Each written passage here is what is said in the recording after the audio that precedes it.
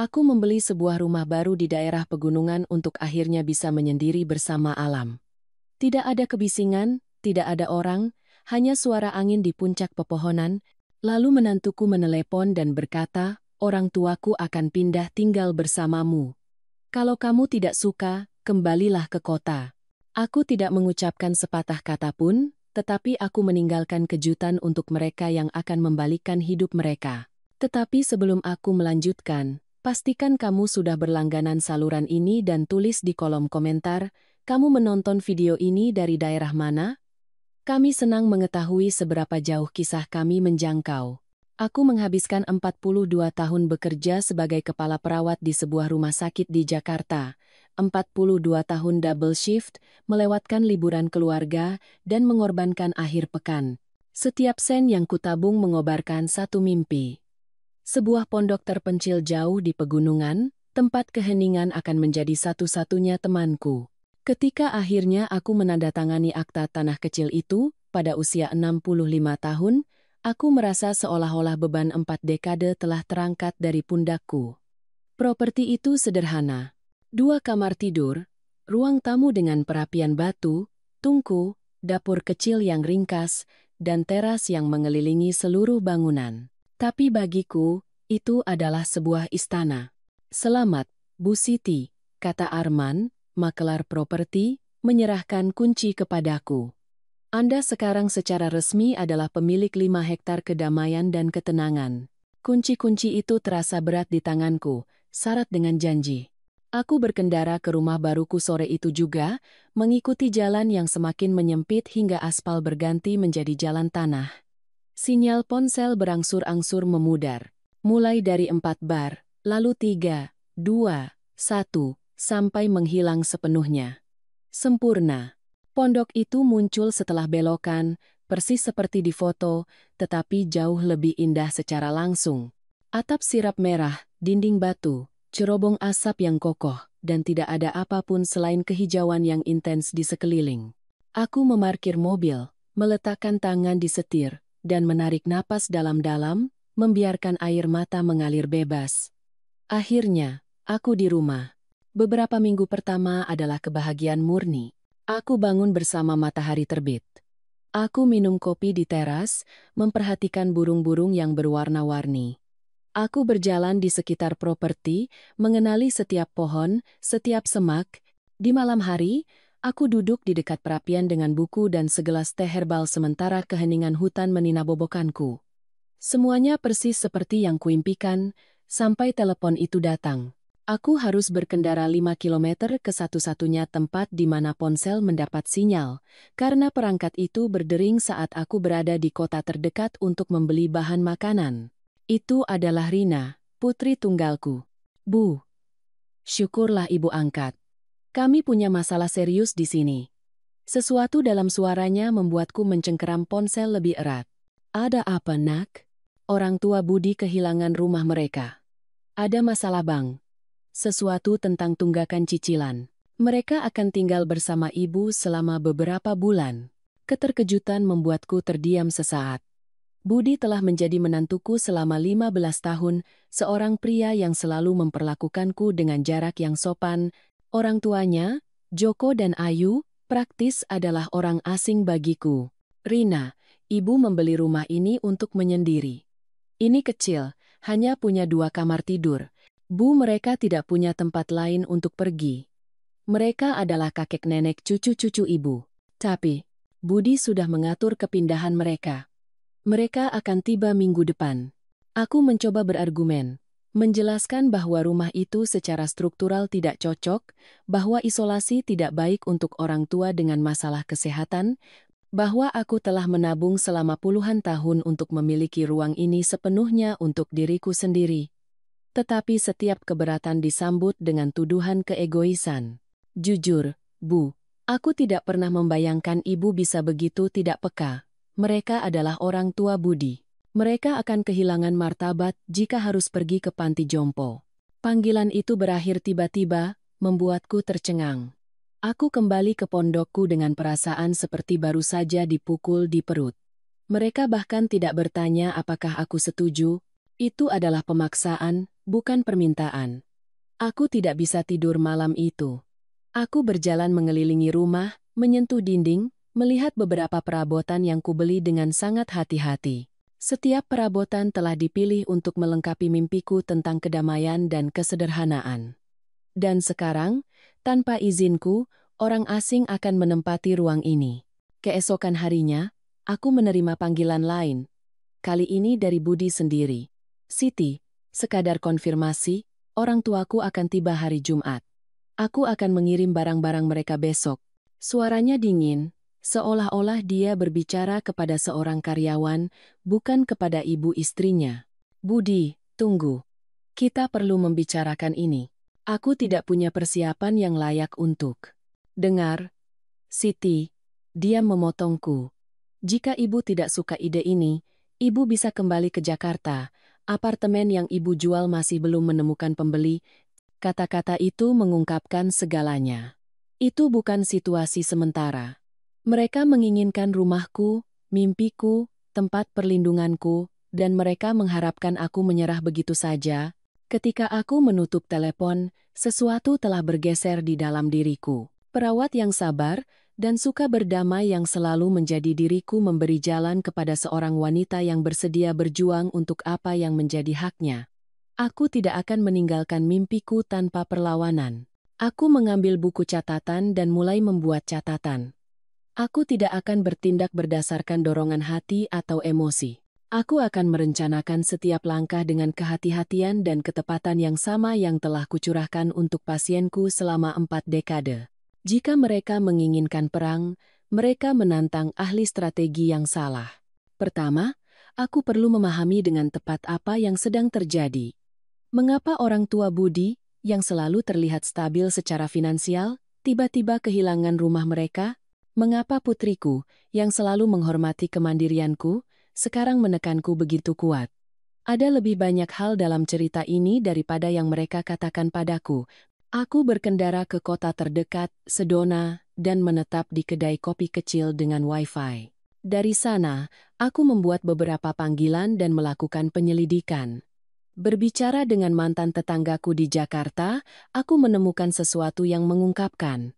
Siti, ibu tidak tahu, Budi kehilangan pekerjaannya 6 bulan lalu. Mereka menjual salah satu mobil dan tertinggal dalam pembayaran kondominium. Rina mengajar kelas tambahan untuk menutupi kekurangan itu. Informasi ini mengubah segalanya. Bukan hanya orang tua Budi yang bermasalah. Itu adalah seluruh keluarga. Pondokku tidak diminta karena kebutuhan mendesak untuk mertuaku, tetapi kemungkinan besar sebagai aset yang dapat dijual atau digunakan sebagai jaminan untuk pinjaman. Selanjutnya, aku menelepon mantan rekan kerjaku, David, yang sekarang menjadi pengacara yang berspesialisasi dalam hukum properti. Siti, secara hukum, tidak ada yang bisa memaksamu untuk menjamu orang di propertimu, jelasnya. Tetapi keluarga itu rumit. Apakah semua akta tanahmu sudah beres? Aku punya segalanya, David. Aku menabung selama puluhan tahun untuk membeli rumah ini. Kalau begitu aku sarankan 2 hal. Pertama, dokumentasikan setiap komunikasi tentang masalah ini. Kedua, jangan tinggalkan properti dalam keadaan apapun sampai kita berbicara secara langsung. Aku berterima kasih atas nasihatnya, dan sambil menyeruput kopiku, sebuah rencana mulai terbentuk. Aku tidak akan meninggalkan rumahku. Tetapi aku juga tidak akan langsung berkonfrontasi dengan putri atau menantuku. Sebaliknya, aku akan menciptakan situasi di mana mereka sendiri akan meninggalkan ide itu. Keesokan paginya, aku melakukan perjalanan lagi ke Sedona. Aku mengunjungi klinik hewan kecil di kota itu, dan menjelaskan situasiku sebagian kepada Dr. Arman, seorang pria yang tampak baik hati yang merawat hewan di wilayah tersebut. Bu Siti, saya mengerti kekhawatiran Anda. Kami memang punya masalah dengan ular di daerah ini tahun ini, terutama ular berbisa. Panas yang berlebihan membawa mereka mendekat ke rumah. Aku meninggalkan klinik dengan sebotol produk yang tidak berbahaya tetapi berbau cukup menyengat yang digunakan untuk mengusir reptil. Aku juga membeli beberapa kulit ular yang dibuang yang disimpan dokter hewan untuk penelitian. Perhentian berikutnya adalah toko peralatan berkebun, tempat aku membeli pupuk organik yang berbau menyengat dan beberapa tanaman yang dikenal menarik serangga. Dalam perjalanan kembali, aku berhenti di toko perlengkapan berburu dan memancing, membeli beberapa jebakan hewan kecil yang hanya digunakan untuk menangkap hewan hidup-hidup tanpa menyakiti mereka. Kembali di pondok, aku menerapkan fase pertama rencana. Aku menaburkan cairan pengusir ular di titik-titik strategis di sekitar rumah, terutama di dekat kamar tamu dan kamar mandi. Aku menempatkan kulit ular di tempat-tempat di mana mereka akan mudah ditemukan. Satu di bawah tempat tidur kamar tamu, satu lagi di dekat pintu masuk kamar mandi. Di taman, aku menanam spesies penarik serangga di dekat jendela dan menyebarkan pupuk secara merata. Baunya kuat dan tidak enak, tetapi aku tahu itu akan memudar dalam beberapa hari mendatang, bertahan cukup lama untuk menyebabkan ketidaknyamanan. Jebakan ditempatkan di titik-titik strategis di sekeliling rumah, bukan untuk menangkap hewan, tetapi untuk menciptakan kesan bahwa area itu dipenuhi oleh predator kecil. Akhirnya, aku mematikan pemanas air dan mengurangi kapasitas filter yang menyuplai rumah, memastikan air keluar dengan sedikit warna kecoklatan, sangat aman untuk diminum, tetapi secara visual tidak menyenangkan. Ketika aku selesai, aku duduk di teras dengan secangkir teh, mengamati pekerjaanku. Tidak ada yang berbahaya atau permanen dalam apa yang kulakukan. Itu hanyalah pementasan yang rumit, dirancang untuk membuat penginapan itu cukup tidak nyaman, sehingga mereka akan menyerah sendiri. Pada hari Jumat, aku bersiap untuk kedatangan tamu. Aku memasang senyum terbaikku dan menunggu di teras. Sekitar 3 jam setelah tengah hari, sebuah mobil asing muncul di jalan tanah, menerbangkan debu. Budi yang mengemudi, dengan Rina di sebelahnya. Di kursi belakang, Joko dan Ayu terlihat tegang dan tidak pada tempatnya. Aku menyambut mereka dengan hangat saat mereka parkir. Putriku adalah yang pertama keluar, bergegas memelukku. Bu, ibu baik-baik saja? Ibu terlihat lelah. Aku baik-baik saja. Sayang, jawabku, mempertahankan senyum. Hanya menyesuaikan diri dengan kehidupan pedesaan. Budi dan orang tuanya mendekat dengan ekspresi mulai dari ketidaknyamanan hingga kejengkelan. Jelas bahwa tidak ada dari mereka yang benar-benar ingin berada di sana. Bu Siti, Joko mengulurkan tangannya secara formal. Kami menghargai keramah tamahan Anda. Ayu hanya mengangguk, matanya mengamati pondok dengan ketidaksetujuan yang jelas. Mari masuk, usulku. Aku membuatkan kopi untuk menyambut kalian. Begitu kami masuk, aku menyadari rencana itu mulai berhasil. Ayu segera mengernyitkan hidungnya. Bau apa itu? Oh, itu pasti pupuk alami yang kupakai di kebun, jelasku dengan polos. Tanah di sini butuh nutrisi ekstra. Kalian akan terbiasa dalam beberapa hari atau minggu. Budi memeriksa ruang tamu dengan mata kritis. Tempat ini lebih kecil dari yang terlihat di foto yang ibu tunjukkan. Ini nyaman, jawabku, menuangkan kopi. Sempurna untuk satu orang. Akan menjadi tantangan untuk menampung lebih banyak orang, tapi kami akan melakukan yang terbaik. Aku menunjukkan mereka berkeliling rumah, menyimpan kamar tamu untuk yang terakhir. Ketika aku membuka pintu, aku harus mengendalikan ekspresiku agar tidak tersenyum melihat wajah Ayu yang ketakutan saat dia melihat kulit ular sebagian terlihat di bawah tempat tidur. Apa itu? Dia memekik. Mundur. Di mana? Tanyaku, membungkuk untuk melihat. Oh, satu lagi. Maaf, kami akhir-akhir ini punya masalah dengan ular. Dokter hewan bilang itu normal saat musim seperti ini. Mereka masuk mencari kehangatan, tapi mereka tidak berbahaya, sebagian besar waktu. Sebagian besar waktu? Ulang Joko, memucat. Yah, kecuali ular berbisa, tentu saja, tapi jangan khawatir. Sudah hampir 2 minggu sejak insiden terakhir. Budi menatap Rina dengan waspada, yang tampak sama terganggunya. Bu, ibu tidak menyebutkan apa-apa tentang ular. Aku tidak ingin membuatmu khawatir, sayang. Selain itu, aku belajar hidup dengan alam. Itu bagian dari pesona pedesaan. Kamar mandi menimbulkan reaksi serupa ketika aku menyalakan keran dan air keluar dengan warna kecoklatan. Itu hanya sedikit zat besi, jelasku. Sangat aman untuk diminum, dan kamar mandi, yah, kita hanya mendapat air panas pada hari yang sangat cerah. Malam itu, saat aku menyiapkan makan malam, aku mendengar Budi dan Rina berbicara pelan di teras. Aku mendekat tanpa suara untuk mendengarkan. Ini tidak bisa dipertahankan, kata Budi. Orang tuaku tidak bisa tinggal di sini. Apakah kamu melihat ular itu? Aku juga khawatir, jawab Rina. Kurasa kita meremehkan betapa terpencilnya tempat ini. Dan airnya. Kita harus memikirkan solusi lain, Budi menyimpulkan. Aku kembali ke dapur merasakan campuran kelegaan dan rasa bersalah. Rencanaku berhasil, tetapi memanipulasi putriku sendiri membuatku tidak nyaman. Namun, itu perlu. Rumah ini mewakili segala yang telah kuperjuangkan. Selama makan malam, aku memastikan untuk menceritakan kisah tentang tantangan kehidupan di pedesaan. Kalajengking yang sesekali muncul di sudut-sudut. Kesulitan mendapatkan bantuan medis darurat. Kurangnya sinyal ponsel. Tapi tahukah kalian apa yang paling sulit? Aku berkomentar, menyajikan hidangan penutup sederhana. Kesepian. Kadang-kadang, aku tidak berbicara dengan siapapun selama berhari-hari. Aku mulai berbicara dengan dinding. Aku tertawa, seolah-olah aku menganggap situasi itu lucu. Itu sebabnya aku sangat senang atas kehadiran kalian. Ekspresi panik yang dipertukarkan Ayu dan Joko hampir lucu. Malam itu, berbaring di tempat tidurku, aku mendengar bisikan gelisah datang dari kamar sebelah. Rencana itu sedang berjalan, dan aku sudah bisa melihat kemenangan. Tetapi sesuatu di dalam diriku bertanya, dengan biaya apa? Malam pertama tamu berjalan persis seperti yang kurencanakan.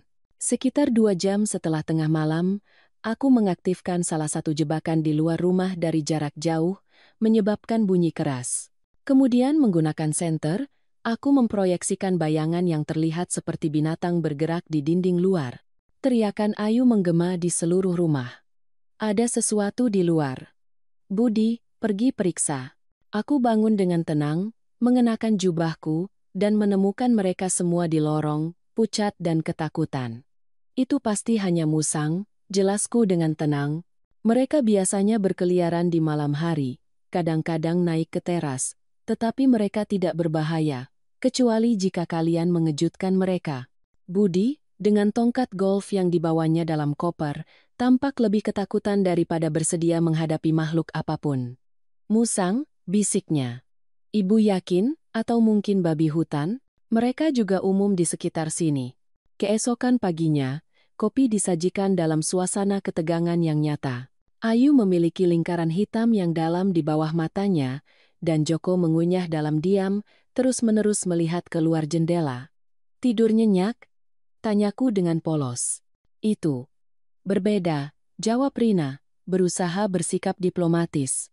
Suara dari semak-semak memang menakutkan pada awalnya, komentarku, menuangkan kopi, tetapi kalian akan terbiasa.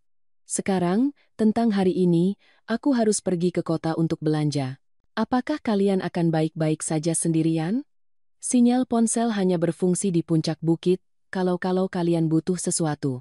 Pikiran untuk diisolasi tanpa komunikasi jelas mengganggu mereka, tetapi mereka mengangguk kaku.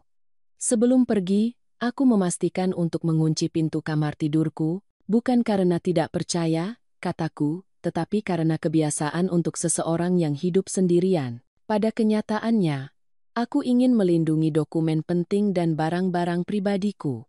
Aku memperhatikan tatapan menghitung Budi mengikuti gerakanku. Aku menghabiskan hari di kota, tidak hanya berbelanja tetapi juga berbicara dengan pengacaraku, David, yang terbang dari Jakarta khusus untuk bertemu denganku. Siti, berdasarkan apa yang kamu katakan padaku, ada indikasi bahwa mereka mungkin mencoba semacam penipuan aset, jelasnya, sambil menganalisis dokumen yang kubawa. Aku pernah melihat kasus seperti ini, mereka mulai dengan memindahkan kerabat lansia, dan kemudian mereka mencoba mengklaim properti itu, dengan alasan ketergantungan atau ketidakmampuan. Apa yang bisa kulakukan untuk melindungi diriku? Pertama, Aku akan mendaftarkan dokumen formal yang menyatakan kapasitas mental dan fisikmu sepenuhnya dengan evaluasi medis terbaru. Kedua, kita akan membuat surat wasiat khusus, memperjelas bahwa properti itu tidak dapat dijual atau dialihkan tanpa persetujuan eksplisitmu. Dan ketiga, kita akan memasang kamera keamanan di rumah, tentu saja untuk perlindunganmu. Kembali ke pondok larut sore itu, aku menemukan pemandangan yang hampir lucu. Ayu duduk di dalam mobil, pintu terkunci, menolak masuk ke dalam rumah. Joko berdebat sengit dengan Budi di teras, sementara Rina tampak menangis di dapur. Apakah terjadi sesuatu? Tanyaku, berpura-pura terkejut. Ibuku menemukan reptil lain di kamar mandi, jelas Budi, nyaris tidak menahan kejengkelannya. Dan airnya benar-benar kuning hari ini. Ah, itu pasti karena hujan tadi malam, jawabku dengan tenang. Itu memengaruhi sumur. Mengenai ular, itu mungkin hanya ular raja kecil. Mereka suka tempat lembab. Ular raja? Seru Joko, suaranya naik 1 oktav. Mereka umumnya tidak berbahaya, lanjutku, membongkar bahan makanan, kecuali jika kalian memprovokasi mereka. Bagaimanapun, aku membawa ayam untuk makan malam. Kuharap kalian suka bumbu yang kuat. Cabai di sini fantastis. Selama makan malam, aku menjaga percakapan pada topik yang kuketahui akan membuat mereka tidak nyaman. Kurangnya bantuan medis di dekat sini, masalah yang sering terjadi dengan pasokan air dan listrik. Hewan beracun yang umum di wilayah tersebut. Tahukah kalian kita adalah satu-satunya rumah dalam radius 30 km tanpa pusat kesehatan? Komentarku, menyajikan lebih banyak ayam. Orang-orang di sekitar sini bercanda bahwa jika kamu mengalami serangan jantung, sebaiknya kamu sudah berdamai dengan Tuhan. Ayu nyaris tidak menyentuh makanannya. Joko makan secara mekanis, seolah-olah setiap gigitan adalah usaha yang luar biasa. Dan berapa lama kalian berencana untuk tinggal? Tanyaku akhirnya, agar aku bisa mengatur bahan makanan. Keheningan yang berat menyelimuti meja. Budi berdeham. Awalnya, kami pikir beberapa bulan, sampai situasi mereka stabil. Luar biasa, seruku dengan antusiasme yang berlebihan. Aku selalu ingin ditemani. Kita bisa melakukan begitu banyak hal bersama. Besok, aku akan mengajari kalian cara mengidentifikasi jamur liar, ada beberapa yang lezat. Asal jangan salah membedakannya dengan yang beracun, tentu saja. Malam itu, ketegangan begitu pekat sehingga kamu bisa memotongnya dengan pisau. Saat semua orang pensiun, aku memastikan untuk membiarkan pintu depan tidak terkunci. Kadang-kadang tetangga muncul di tengah malam membutuhkan bantuan, jelasku. Pak Joni tinggal 5 km dari sini, dan dia punya diabetes. Aku sudah membantunya 2 kali bulan ini. Keesokan paginya, aku bangun pagi dan membuat kopi yang kuat. Aku sedang menata meja ketika Budi muncul, terlihat seolah-olah dia tidur lebih sedikit dari hari sebelumnya. Siti, kita perlu bicara. Tentu saja Budi. Ada apa? Dia duduk di meja, menyisir rambutnya dengan tangan sebagai isyarat ketidaknyamanan yang jelas. Kurasa kami meremehkan keunikan kehidupan pedesaan. Orang tuaku tidak menyesuaikan diri dengan baik, itu bisa dimengerti, jawabku, meletakkan teko di atas kompor. Hidup di sini adalah untuk jiwa yang suka berpetualang. Tidak semua orang beradaptasi dengan isolasi, ular, serangga. Tepat sekali, dia memotongku. Kami sedang mempertimbangkan pilihan lain. Aku menahan senyum kepuasan. Sayang sekali. Aku sangat senang atas kehadiran kalian. Tapi aku mengerti. Tentu saja. Kesehatan dan kenyamanan mereka didahulukan. Sebelum Budi bisa menjawab, kami terganggu oleh teriakan yang datang dari kamar tamu. Ayu lari keluar, masih mengenakan piyamanya, memegang sepatu. Ada laba-laba besar di sepatu, serunya, Kemeta. Seukuran piring? Ah, itu pasti tarantula, komentarku secara alami. Mereka biasanya mencari tempat berlindung di alas kaki. Mereka umumnya tidak berbisa, tetapi gigitannya dapat menyebabkan pembengkakan dan rasa sakit selama beberapa hari. Wajah Budi mengungkapkan campuran horor dan tekad. Sudah diputuskan. Kita pergi hari ini. Rina bergabung dengan kami, terlihat bingung dan tertekan. Hari ini, tapi orang tuamu akan pergi kemana? Budi ragu-ragu, jelas belum memikirkan hal itu. Aku memanfaatkan kesempatan itu. Kalian tahu, aku baru saja berpikir, aku memulai menyajikan kopi. Kalian menyebutkan bahwa rumah di Jakarta belum terjual. Mengapa kalian tidak menggunakannya untuk sementara waktu? Itu akan jauh lebih nyaman untuk semua orang. Dengan rumah sakit di dekat sini, air bersih, tidak ada ular. Budi dan Rina bertukar pandangan yang bermakna. Itu bukan ide yang buruk, kata Rina perlahan. Kita bisa menunda penjualan selama beberapa bulan. Aku menyaksikan dalam diam saat solusi yang telah kutanamkan secara halus mulai terdengar seperti ide mereka sendiri. Dalam waktu 2 jam, koper-koper dimuat kembali ke dalam mobil. Ayu terlihat segar kembali hanya dengan memikirkan meninggalkan pondok, dan Joko bahkan tidak repot-repot menyembunyikan kelegaannya. Rina memelukku untuk mengucapkan selamat tinggal. Aku sangat menyesal, Bu. Kami pikir itu akan menjadi solusi yang baik, tetapi kami melihat itu tidak layak. Apakah Ibu benar-benar baik-baik saja di sini sendirian? Aku di surga. Sayang, jawabku dengan tulus. Kehidupan sederhana ini adalah segalanya yang pernah kuinginkan. Saat mobil melaju menjauh di jalan tanah, aku merasakan gelombang kelegaan dan, pada saat yang sama, rasa bersalah. Aku telah memanipulasi keluargaku sendiri dengan kebohongan dan trik, tetapi aku telah mempertahankan mimpiku, sepotong kecil surgaku yang telah kukuasai dengan keringat 42 tahun bekerja. Aku masuk ke dalam pondok dan mulai membersihkan jejak rencanaku. Aku mengumpulkan kulit ular, menghilangkan cairan pengusir, dan membersihkan filter air. Saat aku bekerja, aku melihat sesuatu yang luput dari perhatian dalam kebingungan beberapa hari terakhir. Sebuah folder dokumen tertinggal di meja ruang tamu. Aku membukanya, dan hatiku membeku. Itu adalah surat-surat untuk pengalihan kepemilikan, sudah dengan ruang untuk tanda tanganku. Budi telah membawa semuanya disiapkan, jelas berharap untuk meyakinkanku, atau memaksaku, untuk mengalihkan pondok itu ke namanya dan nama Rina. Penemuan itu mengkonfirmasi kecurigaanku yang paling gelap.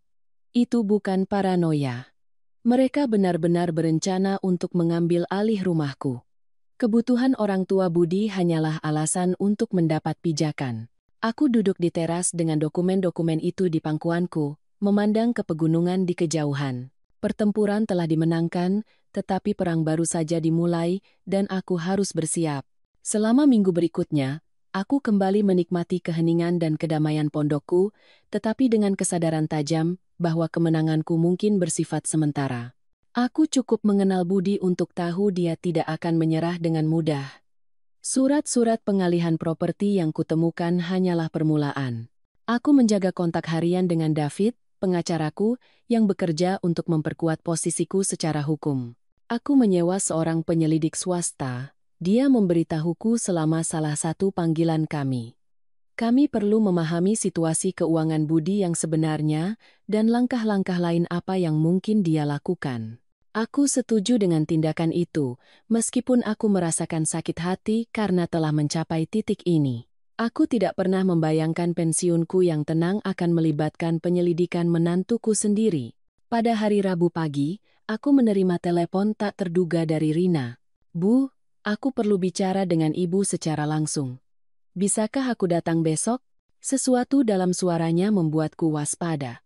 Itu bukan kemarahan atau manipulasi, tetapi semacam kelelahan yang pasrah. Tentu saja, sayang. Aku akan menjemputmu di halte bus. Itu tidak perlu. Aku mengemudi. Ini mengejutkanku. Sendirian? Ya, dia hanya menjawab. Dan menutup telepon. Aku menghabiskan sisa hari dalam keadaan kecemasan yang waspada, mempersiapkan rumah dan diriku untuk apapun yang akan datang. Aku menelepon David dan memperingatkannya, kalau aku butuh nasihat hukum segera. Rina tiba sore keesokan harinya. Ketika aku melihatnya keluar dari mobil, sendirian seperti yang dijanjikannya, aku segera melihat betapa lelahnya dia. Dia kehilangan berat badan, dan matanya membawa kesedihan yang menghancurkan hatiku. Sayang. Aku memeluknya erat-erat. Senang melihatmu. Dia membalas pelukan itu dengan intensitas yang tidak biasa, seolah-olah dia menahan diri untuk tidak menangis. Aku membuat kopi, dan kami duduk di teras. Selama beberapa menit, kami hanya melihat pemandangan dalam diam. Bu, dia akhirnya mulai. Aku tahu apa yang Budi rencanakan. Keterus-terangannya mengejutkanku. Aku mengharapkan penolakan. Manipulasi lebih lanjut, mungkin bahkan tuduhan. Maksudmu? Dia menghela napas dalam-dalam. Surat-surat pengalihan rumah. Aku menemukan salinannya di kantornya, bersama dengan beberapa dokumen mengganggu lainnya. Aku meletakkan cangkirku di atas meja, memberinya waktu untuk melanjutkan. Budi tidak hanya kehilangan pekerjaannya, dia menumpuk utang besar judi, investasi berisiko, dia menggunakan rumah kita sebagai jaminan tanpa berkonsultasi denganku. Kita diambang kehilangan segalanya. Hatiku tersentuh oleh putriku, tetapi aku tidak bisa tidak merasakan sakit hati karena kebenaran. Kecurigaanku tidak berdasar. Dia melihat pondok ibu sebagai penyelamat, lanjutnya. Dia berencana untuk mengalihkan properti itu, menjualnya dengan cepat, dan menggunakan uang itu untuk menutupi beberapa utangnya. Semua ini menggunakan orang tuanya sebagai alasan. Dan kamu tahu tentang ini? Dia menggelengkan kepalanya. Air mata akhirnya lolos. Tidak semuanya. Dia bilang padaku orang tuanya butuh bantuan sementara. Aku baru tahu kebenarannya ketika aku menemukan dokumen-dokumen itu kemarin. Kami. Bateng kahibat. Aku memegang tangannya di seberang meja. Aku minta maaf, sayang. Tidak, aku yang minta maaf, jawabnya dengan tegas. Aku berpartisipasi dalam rencana ini bahkan tanpa mengetahui semua implikasinya. Aku menekan ibu untuk menyerahkan mimpi ibu. Seharusnya aku tidak pernah melakukan itu. Kami terdiam lagi, beban wahyu melayang di antara kami. Dan sekarang, tanyaku akhirnya. Aku mengajukan gugatan cerai. Jawabnya dengan ketenangan yang tampaknya membutuhkan biaya yang sangat besar untuk dia capai. Budi putus asa, dan orang yang putus asa melakukan hal-hal buruk. Kemudian, aku menemukan dia memalsukan tanda tanganku pada beberapa dokumen. Informasi itu segera membuatku khawatir. Dia memalsukan tanda tanganmu, itu adalah kejahatan, Rina. Aku tahu. Jawabnya, mengeringkan air matanya dengan punggung tangan. Dan bukan hanya itu. Aku berkonsultasi dengan pengacara kemarin. Dia bilang padaku Budi membuka jalur kredit menggunakan rumah kita sebagai jaminan tanpa persetujuanku. Kami terkubur dalam utang yang bahkan tidak ku ketahui keberadaannya. Aku menarik napas dalam-dalam. Mencoba memproses semuanya. Bukan hanya pondokku yang berisiko, putriku adalah korban penipuan keuangan yang dilakukan oleh suaminya sendiri. Dan apa yang kamu rencanakan sekarang? Pertama, pastikan ibu terlindungi, katanya dengan tekad yang mengingatkanku pada diriku sendiri. Aku datang untuk memperingatkan ibu bahwa Budi marah besar. Dia tahu dia gagal mendapatkan pondok ibu dan menyalahkanku karena tidak lebih persuasif. Rasa dingin merayapi tulang punggungku. Apakah kamu pikir dia mungkin mencoba sesuatu yang lebih langsung? Aku tidak tahu seberapa jauh dia akan pergi, tapi dia ragu-ragu. Aku menemukan catatan tentang kemungkinan cara untuk membuktikan ibu tidak memiliki kapasitas untuk mengelola aset ibu sendiri. Dia mencari perwalian yudisial. Darahku menjadi dingin. Taktiknya lebih jahat dari yang kubayangkan. Itu bukan hanya manipulasi emosional, tetapi upaya untuk membuatku secara hukum dinyatakan tidak kompeten untuk mengambil kendali atas asetku. Dia menyebutkan memiliki kontak di Dewan Perwalian untuk Lansia, lanjut Rina. Dia berbicara tentang kemungkinan meminta evaluasi psikiatris paksa, dengan alasan ibu hidup dalam kondisi tidak sehat dan menunjukkan perilaku yang tidak menentu. Berdasarkan apa? Tanyaku dengan marah. Berdasarkan ular, berdasarkan masalah air, berdasarkan pilihan ibu untuk hidup dalam isolasi. Dia akan memutarbalikkan semua yang dia lihat di sini untuk menciptakan narasi bahwa ibu tidak layak mengurus diri sendiri. Aku meraih ponselku. Aku harus segera menelepon David. Ini adalah ancaman serius. Saat aku memutar nomor, Rina meletakkan tangannya di atasku. Bu, aku tidak hanya datang untuk memperingatkan ibu. Aku datang untuk membantu ibu melindungi diri sendiri. Percakapan dengan David singkat dan fokus. Aku menjelaskan situasinya, dan dia segera menyarankan serangkaian tindakan pertahanan. Aku akan mendapatkan evaluasi medis lengkap secepat mungkin untuk mendokumentasikan kapasitas fisik dan mentalmu sepenuhnya. Aku juga menyarankan pemasangan kamera keamanan di properti dan mendokumentasikan setiap komunikasi dengan Budi atau perwakilannya. Dan, Siti, jangan biarkan pondok tidak berpenghuni untuk saat ini. Jika kamu perlu keluar, minta seseorang yang dapat dipercaya untuk tetap berada di lokasi. Setelah menutup telepon, aku menjelaskan rencana itu kepada Rina. Yang mengejutkanku, dia mengangguk dengan tekad. Aku akan tinggal bersama ibu selama beberapa hari, dan aku tahu persis kapan Budi berencana untuk bertindak. Dia punya pertemuan terjadwal dengan kontak dewan itu untuk Selasa depan. Bagaimana kamu tahu itu? Senyum sedih melintas di wajahnya. Dia tidak membayangkan aku sudah mengetahui segalanya. Dia masih berpikir aku berada di sisinya. Hanya kesal. Dia meninggalkan kalender terbuka di komputer. Pertemuan itu ditandai sebagai konsultasi kasus Siti.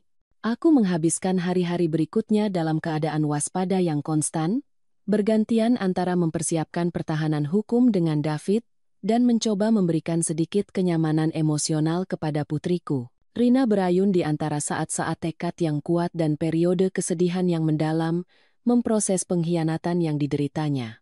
Pada hari Minggu, saat kami menyiapkan makan siang bersama, dia akhirnya berbicara tentang orang tua Budi. Mereka tahu, Bu. Mungkin tidak semua detailnya, tetapi mereka tahu Budi menginginkan rumah ibu. Kisah penyitaan mereka sebagian benar. Mereka benar-benar kehilangan rumah karena utang, tetapi tidak terlalu baru-baru ini. Mereka telah tinggal bersama saudara perempuan Ayu selama lebih dari setahun. Jadi, mengapa sandiwara itu? Budi meyakinkan mereka itu akan menjadi solusi untuk semua orang. Mereka akan punya tempat tinggal. Dia akan menyelesaikan masalah keuangannya dengan menjual pondok dan ibu. Dalam versinya, ibu tidak benar-benar membutuhkan tempat ini dan akan lebih baik pindah kembali ke kota. Rasa dingin dari perhitungan itu mengejutkanku, dan mereka dengan mudah setuju.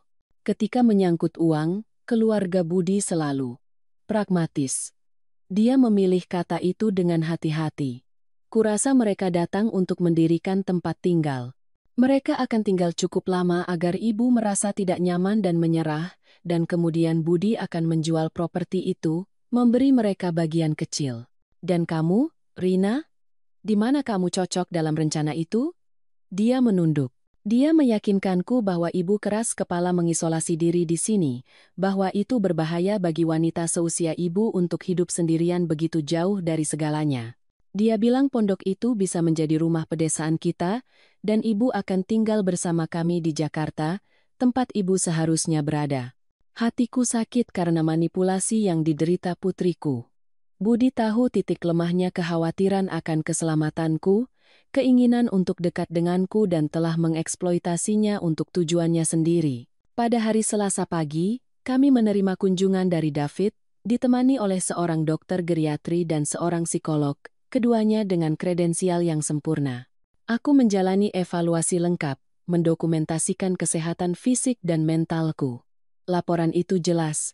Aku dalam kondisi sangat baik untuk usiaku, sepenuhnya mampu membuat keputusan sendiri dan merawat diri sendiri.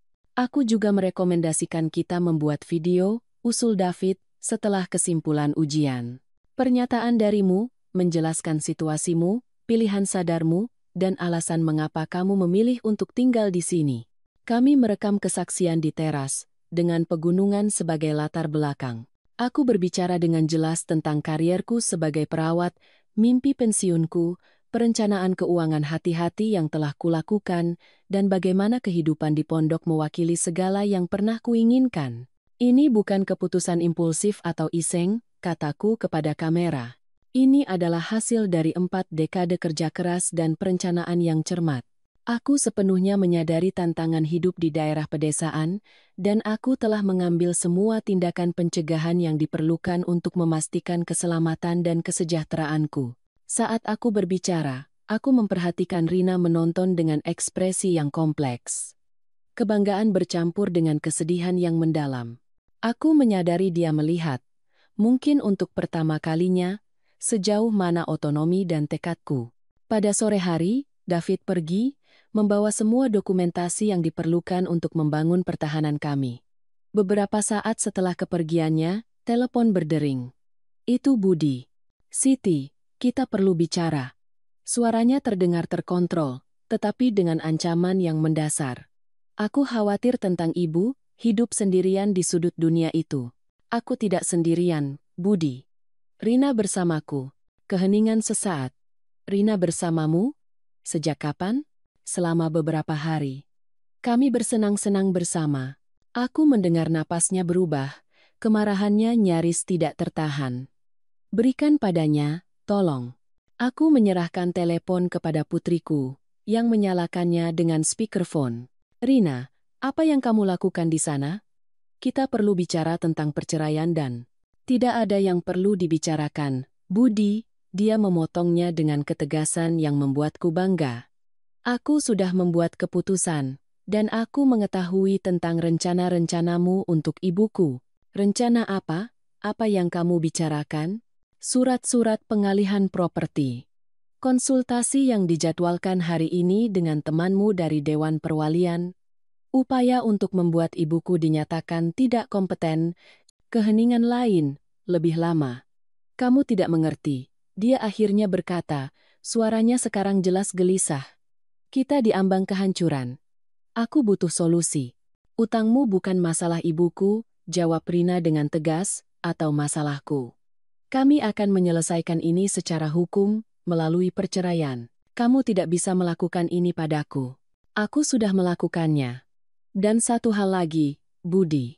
Jika kamu mencoba apapun terhadap ibuku, apapun itu, aku punya cukup bukti untuk menjeratmu atas pemalsuan tanda tangan dan penipuan. Pikirkan baik-baik sebelum kamu bertindak. Dia menutup telepon dan ambruk di kursi, sedikit gemetar. Aku bangga padamu, kataku, meraih tangannya. Aku belajar dari yang terbaik, jawabnya dengan senyum kecil. Aku hanya berharap ini cukup untuk menghentikannya. Sayangnya, ternyata tidak. Keesokan paginya, saat kami minum kopi di teras, sebuah mobil resmi parkir di pintu masuk properti. Seorang wanita parubaya, dengan ekspresi serius dan folder di tangannya, mendekat. Ibu Siti, tanyanya secara formal.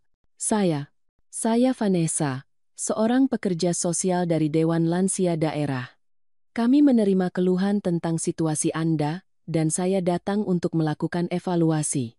Rina dan aku bertukar pandang. Budi telah melanjutkan rencananya, bahkan setelah peringatan kami. Tentu saja, Bu Vanessa, jawabku dengan tenang. Silakan masuk. Kami baru saja minum kopi. Apakah Anda mau secangkir? Wanita itu tampak terkejut sesaat oleh penerimaanku. Tidak, terima kasih. Ini hanya akan menjadi kunjungan formal. Kami memimpin Vanessa masuk ke dalam pondok, yang rapi tanpa celah. Aku memperhatikan mata profesionalnya mengevaluasi setiap detail. Kebersihan, kerapian, obat-obatan yang tertata rapi di lemari dapur, kelimpahan makanan segar. Kami menerima keluhan yang menuduh bahwa Anda hidup dalam kondisi tidak sehat dan mungkin menunjukkan kebingungan mental, jelasnya, melihat catatannya. Menarik, jawabku, mempertahankan ketenanganku. Dan siapa yang membuat keluhan itu? Saya tidak bisa mengungkapkannya, tetapi itu adalah anggota keluarga yang peduli. Rina melangkah maju. Itu suami saya, Budi, bukan. Kami sedang dalam proses perceraian, dan dia mencoba menguasai aset ibu saya. Pekerja sosial itu tidak membenarkannya, tetapi tatapannya mengungkapkan bahwa Rina benar. Bu Vanessa, lanjutku. Mengantisipasi situasi seperti ini, saya menyiapkan beberapa dokumen yang ingin saya tunjukkan. Aku menyerahkan laporan medis lengkap, evaluasi psikologis, dan salinan rekaman video, semuanya tersusun dalam folder. Seperti yang Anda lihat, saya menjalani evaluasi medis dan psikologis lengkap kurang dari 24 jam yang lalu. Para profesional membuktikan kapasitas penuh saya. Saya juga memiliki kontak pengacara saya di sini yang mengetahui situasi ini. Vanessa memeriksa dokumen-dokumen itu dengan kejutan yang meningkat. Ini sangat lengkap, amatinya. Kami jarang melihat keluhan dijawab dengan dokumentasi yang begitu teliti. Itu bukan kebetulan, jelas Rina. Kami tahu suami saya akan mencoba sesuatu seperti ini. Dia memalsukan tanda tangan saya pada dokumen keuangan dan mencoba mengambil kendali atas properti ibu saya dengan alasan ketidakmampuannya. Pekerja sosial itu mengerutkan kening, jelas tidak mengharapkan tingkat persiapan dan klaim balik ini. Saya mengerti. Yah, saya masih perlu menyelesaikan evaluasi saya, tetapi dokumen-dokumen ini pasti akan dipertimbangkan. Aku menghabiskan 1 jam berikutnya menjawab pertanyaan Vanessa, menunjukkan kejernihan dan otonomiku. Aku menunjukkan padanya pondok, menjelaskan sistem keamanan yang telah kupasang, persediaan makanan dan obat-obatan, rencanaku untuk keadaan darurat medis. Ketika kami kembali ke teras, dia tampak puas. Bu Siti, berdasarkan apa yang saya lihat hari ini dan dokumentasi yang disajikan, saya tidak menemukan bukti untuk menguatkan tuduhan dalam keluhan. Anda terlihat sepenuhnya mampu merawat diri sendiri dan mengelola aset Anda. Terima kasih atas penilaian adil Anda, jawabku. Sebelum pergi, Vanessa ragu-ragu, seolah mempertimbangkan apakah dia harus mengatakan sesuatu lagi. Jika Anda mengizinkan komentar pribadi, Bu Siti, jarang melihat orang seusia Anda begitu siap dan terorganisir. Anda jelas merencanakan setiap aspek kepindahan ini dengan kehati-hatian yang luar biasa. 42 tahun perencanaan, Bu Vanessa, jawabku sambil tersenyum. Ketika Anda menunggu selama itu untuk sebuah mimpi, Anda tidak meninggalkan apapun pada kebetulan. Setelah kepergiannya, Rina dan aku berpelukan, akhirnya mengizinkan diri kami merasakan kelegaan karena telah mengatasi hambatan lain, tetapi kami berdua tahu perang masih jauh dari selesai. Dia tidak akan menyerah dengan mudah, kata Rina, saat kami melihat mobil pekerja sosial itu melaju pergi. Terutama sekarang, tahu aku melawannya. Kalau begitu kita akan terus melindungi diri kita sendiri, jawabku dengan tekad yang telah menopangku sepanjang hidupku, bersama-sama. Malam itu, saat kami menyiapkan makan malam, aku menerima pesan dari David. Aku mendaftarkan semua dokumen. Propertimu kebal hukum. Tidak ada yang bisa menantangnya tanpa menghadapi proses pengadilan penuh. Aku menunjukkan pesan itu kepada Rina, yang tersenyum lega. Satu masalah berkurang. Tetapi aku tahu, dari kilatan tekad di matanya, bahwa dia memikirkan langkah selanjutnya. Tidak hanya membela diri, tetapi melawan. Dalam minggu berikutnya, David menyajikan kepadaku strategi hukum lengkap. Selain melindungi propertiku, dia siap untuk memulai tindakan terhadap Budi atas percobaan penipuan dan pemaksaan. Kami punya cukup bukti tentang niatnya, jelasnya selama panggilan video. Surat-surat pengalihan properti, keluhan palsu kepada Dewan Lansia, tanda tangan Rina yang dipalsukan. Kami dapat memulai proses pidana jika kami mau. Aku melihat putriku, yang mendengarkan dengan penuh perhatian di sampingku. Keputusan itu terutama akan memengaruhinya. Bagaimana menurutmu, Rina? Dia menarik napas dalam-dalam. Sebagian dari diriku ingin melihat dia menghadapi semua konsekuensi hukum, tetapi bagian lain. Kami punya anak-anak untuk dipikirkan. Proses pidana terhadap ayah mereka akan traumatis. David mengangguk mengerti. Ada pilihan ketiga. Kita dapat menggunakan ancaman tindakan hukum sebagai alat tawar-menawar untuk penyelesaian perceraian. Dia melepaskan klaim apapun atas rumah ibu, mengambil tanggung jawab penuh atas utang yang dia timbulkan, dan kita tidak melanjutkan dengan tuntutan pidana. Dan pondokku? Tanyaku. Bagaimana kita menjamin dia tidak akan mencoba lagi? Aku sudah mengurus itu, jawab David. Aku mendirikan perwalian yang tidak dapat ditarik kembali. Properti itu dilindungi secara hukum dan hanya dapat dialihkan di bawah kondisi yang kamu tentukan, kepada Rina setelah kamu meninggal, atau kepada cucu-cucumu jika Rina sudah tiada. Bahkan kamu tidak dapat mengubah kondisi itu sekarang. Berita itu memberiku kelegaan yang luar biasa. Surga kecilku akhirnya aman. Ada satu hal lagi, lanjut David. Kami menyelidiki utang budi. Dia berutang uang kepada orang-orang berbahaya, Siti. Beberapa uang berasal dari lintah darat. Wahyu ini membawa dimensi kekhawatiran baru. Budi tidak hanya putus asa akan uang, tetapi berpotensi berurusan dengan penjahat. Apa artinya ini bagi keselamatan kami? Tanya Rina, terlihat khawatir. Artinya kita harus sangat berhati-hati, jawab David. Aku sarankan kalian berdua tidak tinggal sendirian untuk saat ini. Aku menyewa seorang penjaga keamanan swasta yang dapat tetap berada di properti sementara kita menyelesaikan situasi ini.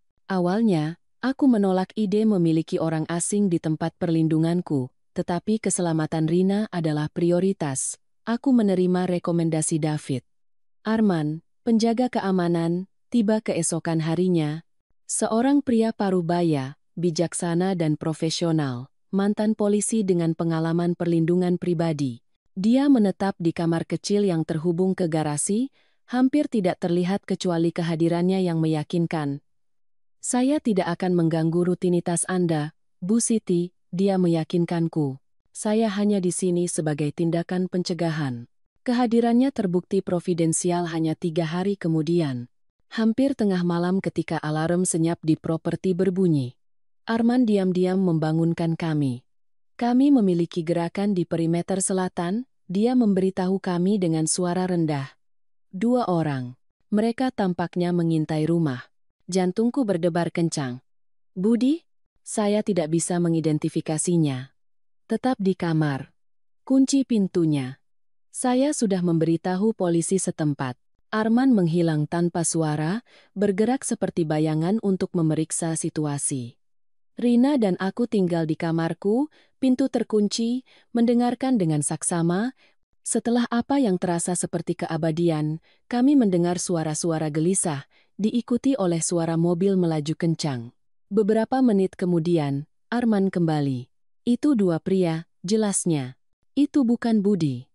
Dari perilaku mereka dan peralatan yang mereka bawa, mereka adalah profesional, mungkin penagih utang.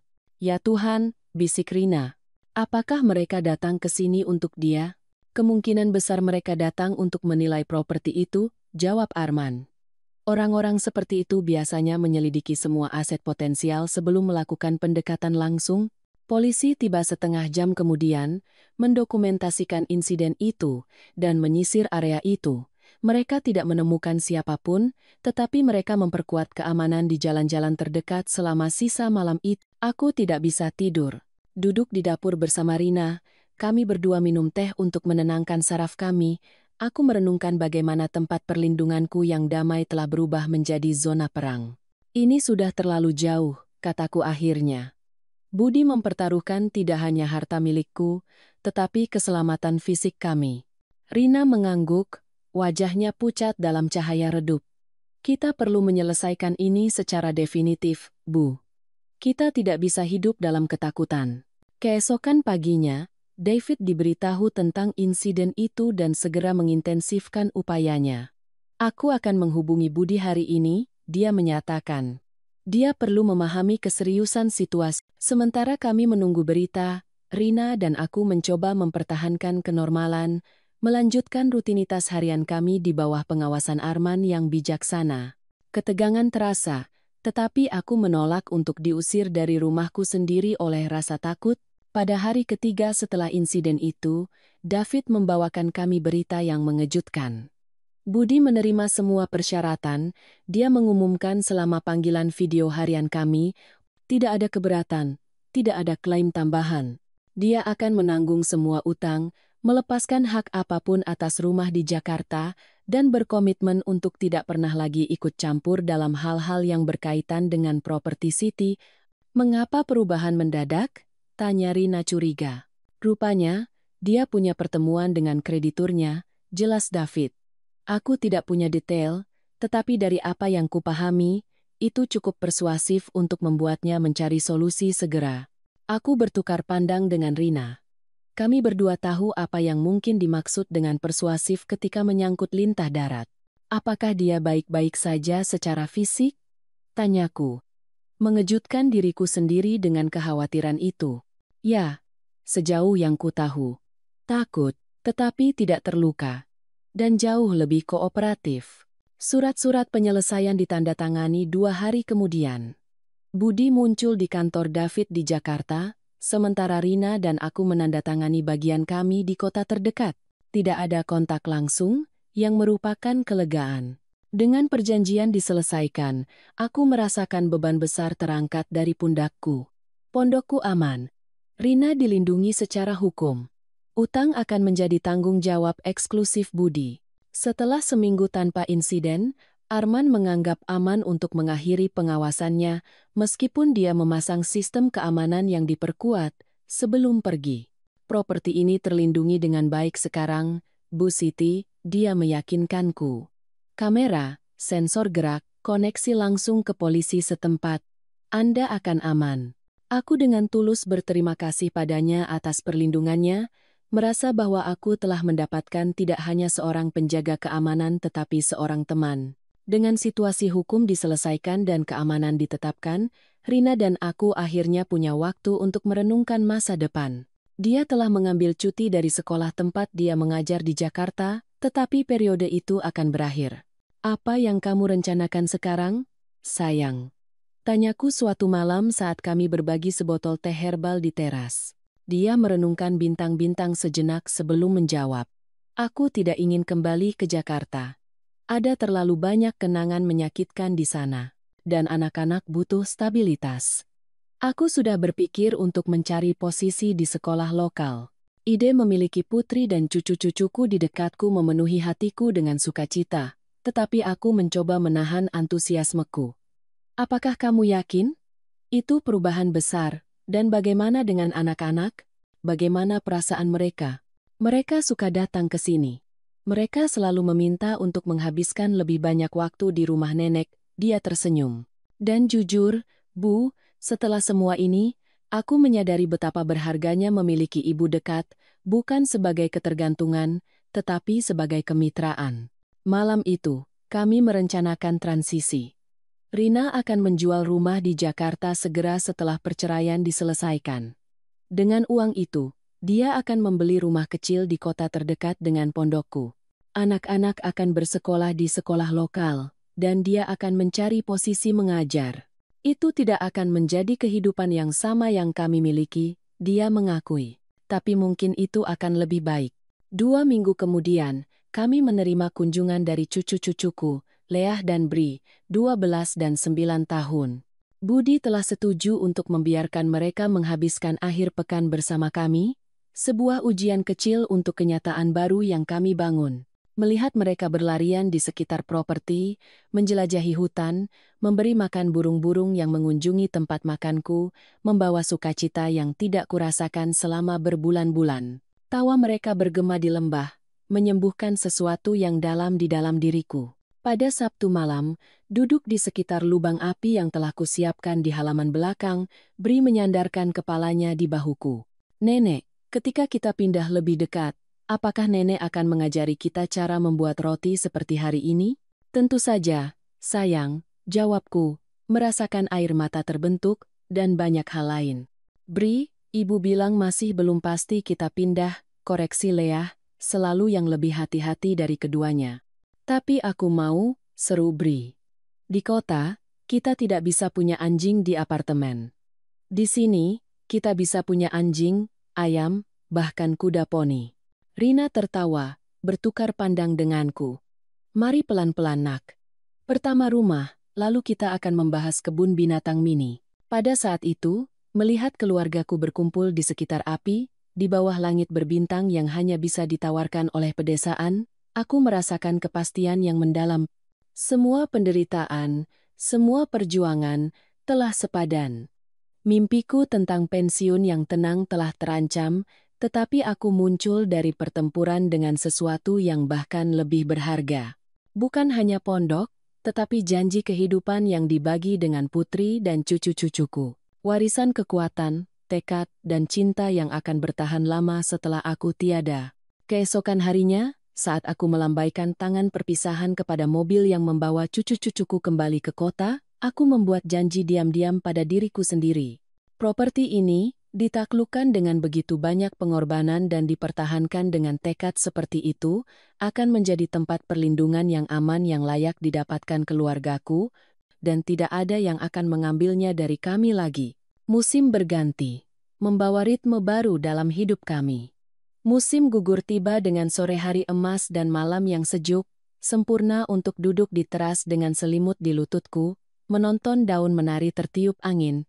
Perceraian Rina diselesaikan pada bulan Oktober, lebih cepat dari yang diharapkan berkat kerja sama Budi yang tidak biasa. Rumah di Jakarta segera dipasang untuk dijual, dengan 3 pembeli yang tertarik di minggu pertama. Rupanya, Budi telah pindah ke selatan, berusaha untuk memulai lagi jauh dari utang dan masa lalu. Dia menelepon untuk berbicara dengan anak-anak. Rina memberitahuku suatu malam, dia terdengar berbeda, lebih rendah hati, mungkin. Dia bilang dia bekerja di perusahaan sepupunya di daerah selatan. Apakah ibu pikir dia benar-benar berubah? Dia merenungkan pertanyaan itu sejenak. Aku tidak tahu. Mungkin ketakutan itu cukup kuat untuk mengguncangnya. Atau mungkin itu hanya strategi baru. Bagaimanapun, aku menjaga jarak, tetapi mengizinkan kontak dengan anak-anak. Mereka pantas memiliki seorang ayah, bahkan jika dia tidak sempurna. Pada bulan November, kami menemukan rumah yang sempurna untuk Rina dan anak-anak. Sebuah rumah yang nyaman, 3 kamar tidur di kota kecil Sedona, hanya 20 menit berkendara dari pondok. Halamannya luas, dengan ruang untuk kebun sayur yang sangat diinginkan Leah, dan untuk anjing yang terus disebut-sebut Bri. Sekolah lokal memiliki lowongan untuk guru sains, bidang Rina, mulai tahun ajaran baru di bulan Februari. Segalanya tampak cocok seperti potongan-potongan teka-teki yang akhirnya menemukan bentuknya. Kepindahan itu terjadi pada bulan Desember, dengan bantuan David dan istrinya, Rina, yang terbang dari Jakarta khusus untuk acara itu. Dalam 2 hari, rumah itu ditata dan nyaman, siap untuk acara kumpul keluarga besar pertamanya. Ini lebih kecil dari yang kami biasa, komentar Rina saat kami menggantung lampu di pohon kecil. Tapi aku merasa bisa bernapas di sini. Aku mengerti persis apa yang dia maksud. Kadang-kadang, ruang yang lebih kecil menawarkan lebih banyak kebebasan daripada rumah mewah yang memenjarakan kita dengan tuntutan dan perawatannya. Acara kumpul keluarga besar sederhana dan sempurna. Kami menyiapkan makan malam bersama, dengan anak-anak membantu menghias kue. Kami menyanyikan lagu-lagu di sekitar meja, dan untuk pertama kalinya dalam bertahun-tahun, aku merasa benar-benar damai. Nenek, bisakah kita pergi melihat bintang-bintang di teras nenek nanti? Tanya Bri saat kami mencuci piring. Tentu saja, sayang. Langit akan sangat indah malam ini. Kemudian, saat kami berempat meringkuk di bawah selimut di terasku, menonton langit yang bertabur ribuan bintang, Leah membuat pengamatan yang mengejutkan. Kurasa semuanya terjadi sebagaimana mestinya. Apa maksudmu, sayang? Tanya Rina. Jika ayah tidak mencoba mengambil rumah nenek, kita tidak akan berada di sini sekarang, semua bersama, dan aku jauh lebih suka di sini daripada Jakarta. Kebijaksanaan gadis berusia 12 tahun itu menyentuhku secara mendalam. Memang, kesulitan telah membuka jalan bagi kehidupan baru yang mungkin tidak pernah kami bayangkan atau pilih sendiri. Januari membawa hujan lebat yang mengubah lanskap menjadi warna hijau cerah. Aku menghabiskan waktu berjam-jam membantu Rina dan anak-anak menanam kebun sayur pertama mereka: tomat, selada, wortel, rempah-rempah. Aku mengajari mereka apa yang telah kupelajari dari pengalamanku sendiri, merasakan kegembiraan meneruskan pengetahuan yang dapat menopang generasi. Pada akhir bulan, anggota keluarga terbaru tiba. Thor, anjing campuran berbulu emas yang dipilih Bri di tempat penampungan lokal. Anjing itu berukuran sedang dan dengan energi tak terbatas, dengan cepat beradaptasi dengan keluarga baru, mengikuti Bri kemana-mana seperti bayangan emas dan tidur di kaki tempat tidurnya setiap malam. Februari tiba dengan dimulainya kelas. Rina memulai pekerjaan barunya sebagai guru sains, gugup tetapi antusias tentang tantangan itu. Anak-anak masuk ke sekolah lokal, awalnya cemas. Mereka segera mendapat teman yang membantu mereka dengan transisi. Kehidupan mulai menemukan ritme yang tenang dan menghibur. Selama periode inilah aku mulai lebih memikirkan masa depan properti. Meskipun David telah menjamin secara hukum bahwa pondok itu akan diserahkan kepada Rina setelah kematianku, aku merasa perlu melakukan lebih dari sekadar melestarikannya. Aku sudah berpikir, kataku kepada Rina selama salah satu makan siang hari Minggu kami, tentang memperluas properti sedikit. Memperluas bagaimana? Tanah tetangga dijual. Itu 3 hektar lagi, dengan mata air dan kebun kemiri tua. Itu akan menjadi tambahan yang bagus. Rina menatapku terkejut. Ibu ingin membeli lebih banyak tanah? Kukira pondok itu adalah mimpi terakhir ibu. Begitulah yang kupikirkan. Aku melihat keluar jendela, memperhatikan Leah dan Bri bermain dengan Thor di halaman belakang. Tapi sekarang aku menyadari bahwa mimpi bisa tumbuh. Aku membayangkan tempat ini bukan hanya sebagai tempat perlindunganku, tetapi sebagai warisan untuk kalian bertiga.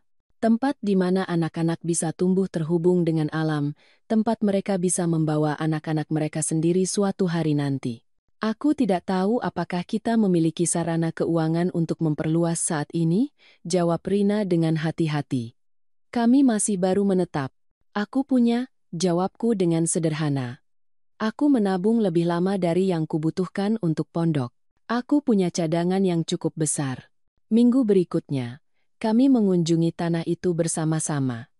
Itu adalah properti yang indah, sedikit miring, dengan lembah kecil tempat aliran air yang jernih mengalir, kebun, meskipun perlu perawatan, memiliki pohon-pohon besar yang menjanjikan buah yang melimpah. Kita bisa membangun rumah kedua di sini, usulku, menunjuk ke area datar yang menghadap ke lembah. Tidak sekarang, tetapi pada akhirnya, rumah yang lebih besar untukmu ketika anak-anak tumbuh.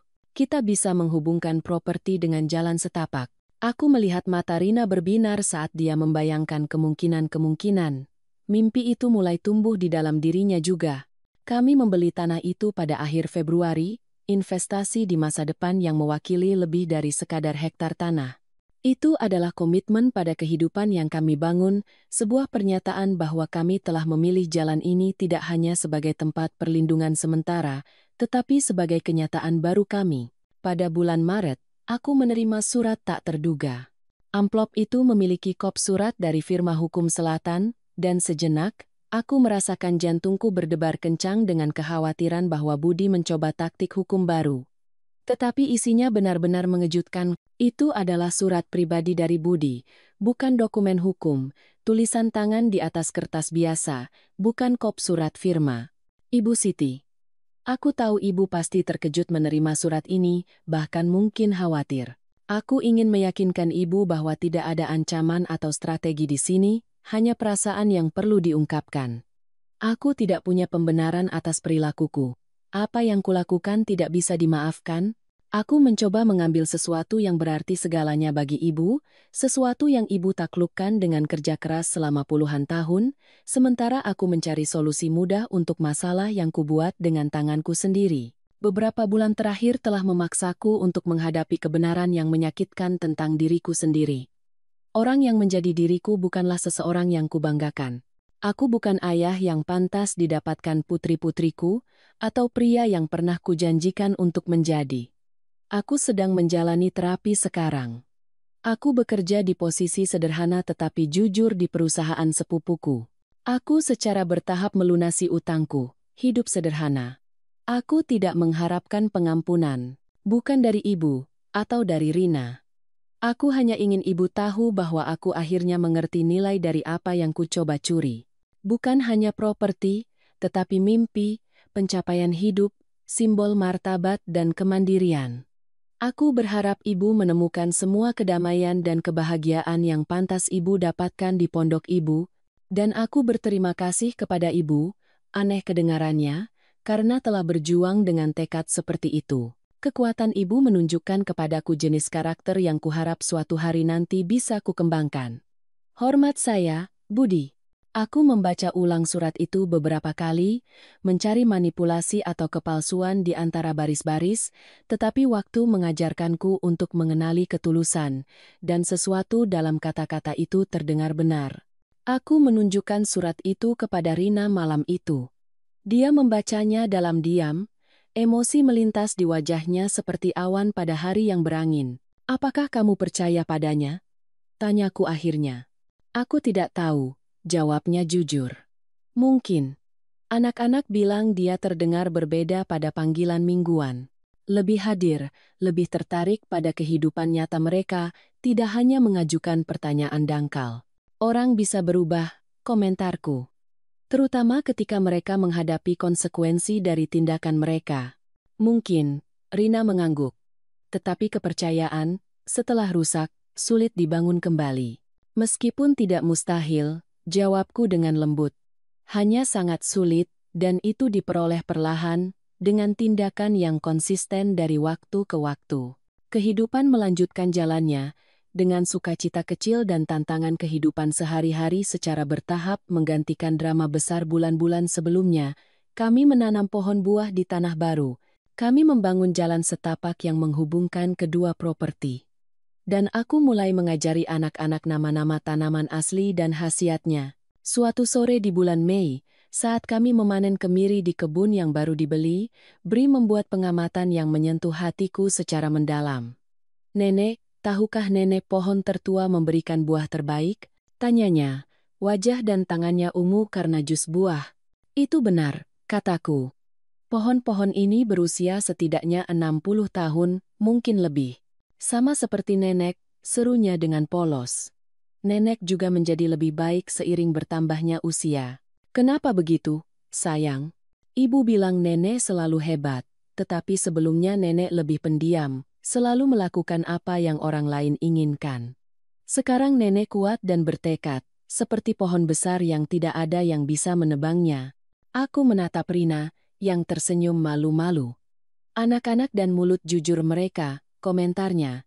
"Tapi itu benar," lanjut Bri. "Nenek mengajari kami untuk menjadi kuat. Ketika seorang gadis di sekolah menggangguku, aku ingat apa yang nenek lakukan ketika orang jahat mencoba mengambil pondok nenek. Aku berdiri teguh dan tidak membiarkan gadis itu membuatku menangis. Aku memeluk cucuku, merasakan emosi yang melampaui kata-kata. Tanpa menyadarinya, aku telah meneruskan lebih dari sekadar pengetahuan praktis tentang tanaman dan hewan. Aku telah menunjukkan kepada mereka nilai tekad, keberanian, berjuang untuk apa yang kita cintai." Malam itu, duduk sendirian di terasku, aku merenungkan perjalanan beberapa bulan terakhir. Apa yang dimulai sebagai ancaman terhadap mimpi pensiunku, telah berubah menjadi sesuatu yang jauh lebih besar, penciptaan jenis kehidupan baru untuk seluruh keluargaku. Pondok yang kupertahankan dengan tekad seperti itu tidak lagi hanya tempat perlindungan pribadiku, tetapi jantung dari alam semesta keluarga kecil yang kami bangun bersama. Cucu-cucuku akan tumbuh mengetahui rasa buah yang dipetik langsung dari pohon, suara keheningan di pagi hari pedesaan, kecemerlangan bintang yang tak tertandingi jauh dari polusi cahaya. Pada bulan Juni, aku menerima telepon tak terduga dari David. "Siti, aku punya berita menarik," dia mengumumkan. "Ingat evaluasi yang dilakukan pekerja sosial di pondokmu?" "Ya." "Rupanya, kasusmu menghasilkan diskusi di Dewan Lansia." "Yanis, diskusi apa?" "Yang positif," dia meyakinkanku. "Mereka terkesan dengan kesiapanmu, otonomimu, kemampuanmu untuk membela diri melawan upaya eksploitasi keuangan. Mereka ingin mengundangmu untuk berpartisipasi dalam sebuah panel tentang hak-hak lansia dan pencegahan penyalahgunaan aset." Ide itu mengejutkanku. "Panel? Aku? Aku tidak pernah menjadi pembicara publik, David. Itu hanya akan menjadi percakapan informal berbagi pengalamanmu. Banyak lansia menghadapi situasi serupa dan tidak tahu cara melindungi diri mereka sendiri. Kisahmu bisa membantu mereka." Setelah beberapa hari merenung, aku menerima undangan itu. Acara itu akan berlangsung pada bulan Agustus di kota besar terdekat untuk audiens sekitar 50 orang, lansia dari wilayah tersebut, pekerja sosial, pengacara yang berspesialisasi dalam hukum lansia. Rina menawarkan diri untuk menemaniku. "Aku bisa membantu ibu mengatur ide-ide ibu, Bu. Ibu punya banyak hal untuk dibagi." Dalam minggu-minggu berikutnya, kami bekerja sama menyiapkan presentasiku. Itu tidak akan menjadi pidato formal, tetapi aku ingin jelas tentang poin-poin utama yang ingin ku sampaikan. Hal yang paling penting, Jelasku kepada Rina saat kami mengatur catatan adalah agar lansia lain memahami bahwa perencanaan bukan hanya tentang uang, itu tentang otonomi, tentang hak untuk memilih bagaimana dan di mana kita ingin menjalani tahun-tahun terakhir kita. Pada hari acara, aku tiba dengan gugup tetapi bertekad. Ruangan itu penuh bukan hanya 50 peserta yang diharapkan, tetapi hampir 80 orang dari segala usia. Rupanya, topik itu telah memicu minat lebih dari yang diantisipasi.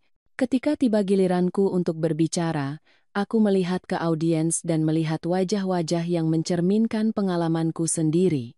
Wanita dan pria yang lebih tua, banyak ditemani oleh anak dewasa, beberapa sendirian, semua mencari panduan tentang menavigasi wilayah kompleks usia tua, kemandirian, dan hubungan keluarga. Nama saya Siti, aku memulai, dan pada usia 65 tahun, saya menemukan kekuatan yang tidak saya ketahui saya miliki. Aku menceritakan kisahku tanpa dramatisasi yang tidak perlu, berfokus pada aspek praktis, pentingnya dokumentasi hukum, kebutuhan untuk mengetahui hak-hakmu, nilai sekutu seperti David, dan keberanian untuk menetapkan batasan yang jelas dengan anggota keluarga. Banyak dari kita dibesarkan untuk selalu mengalah, selalu mengakomodasi, selalu memprioritaskan keinginan orang lain di atas keinginan kita sendiri, jelasku. Terutama wanita generasi saya, kita diberitahu bahwa itu egois untuk memikirkan diri kita sendiri, bahwa kita harus mengorbankan impian kita untuk impian anak dan cucu. Aku melihat beberapa anggukan pengakuan di antara audiens. Tetapi datanglah saat ketika saya menyadari kebenaran mendasar. Merawat diri sendiri bukanlah keegoisan, itu adalah keharusan. Sebagai perawat, saya selalu mengajari pasien saya bahwa kita tidak bisa memberi dari sumur yang kosong. Kita perlu memperkuat diri kita sendiri terlebih dahulu, dan hanya setelah itu kita dapat membantu orang lain.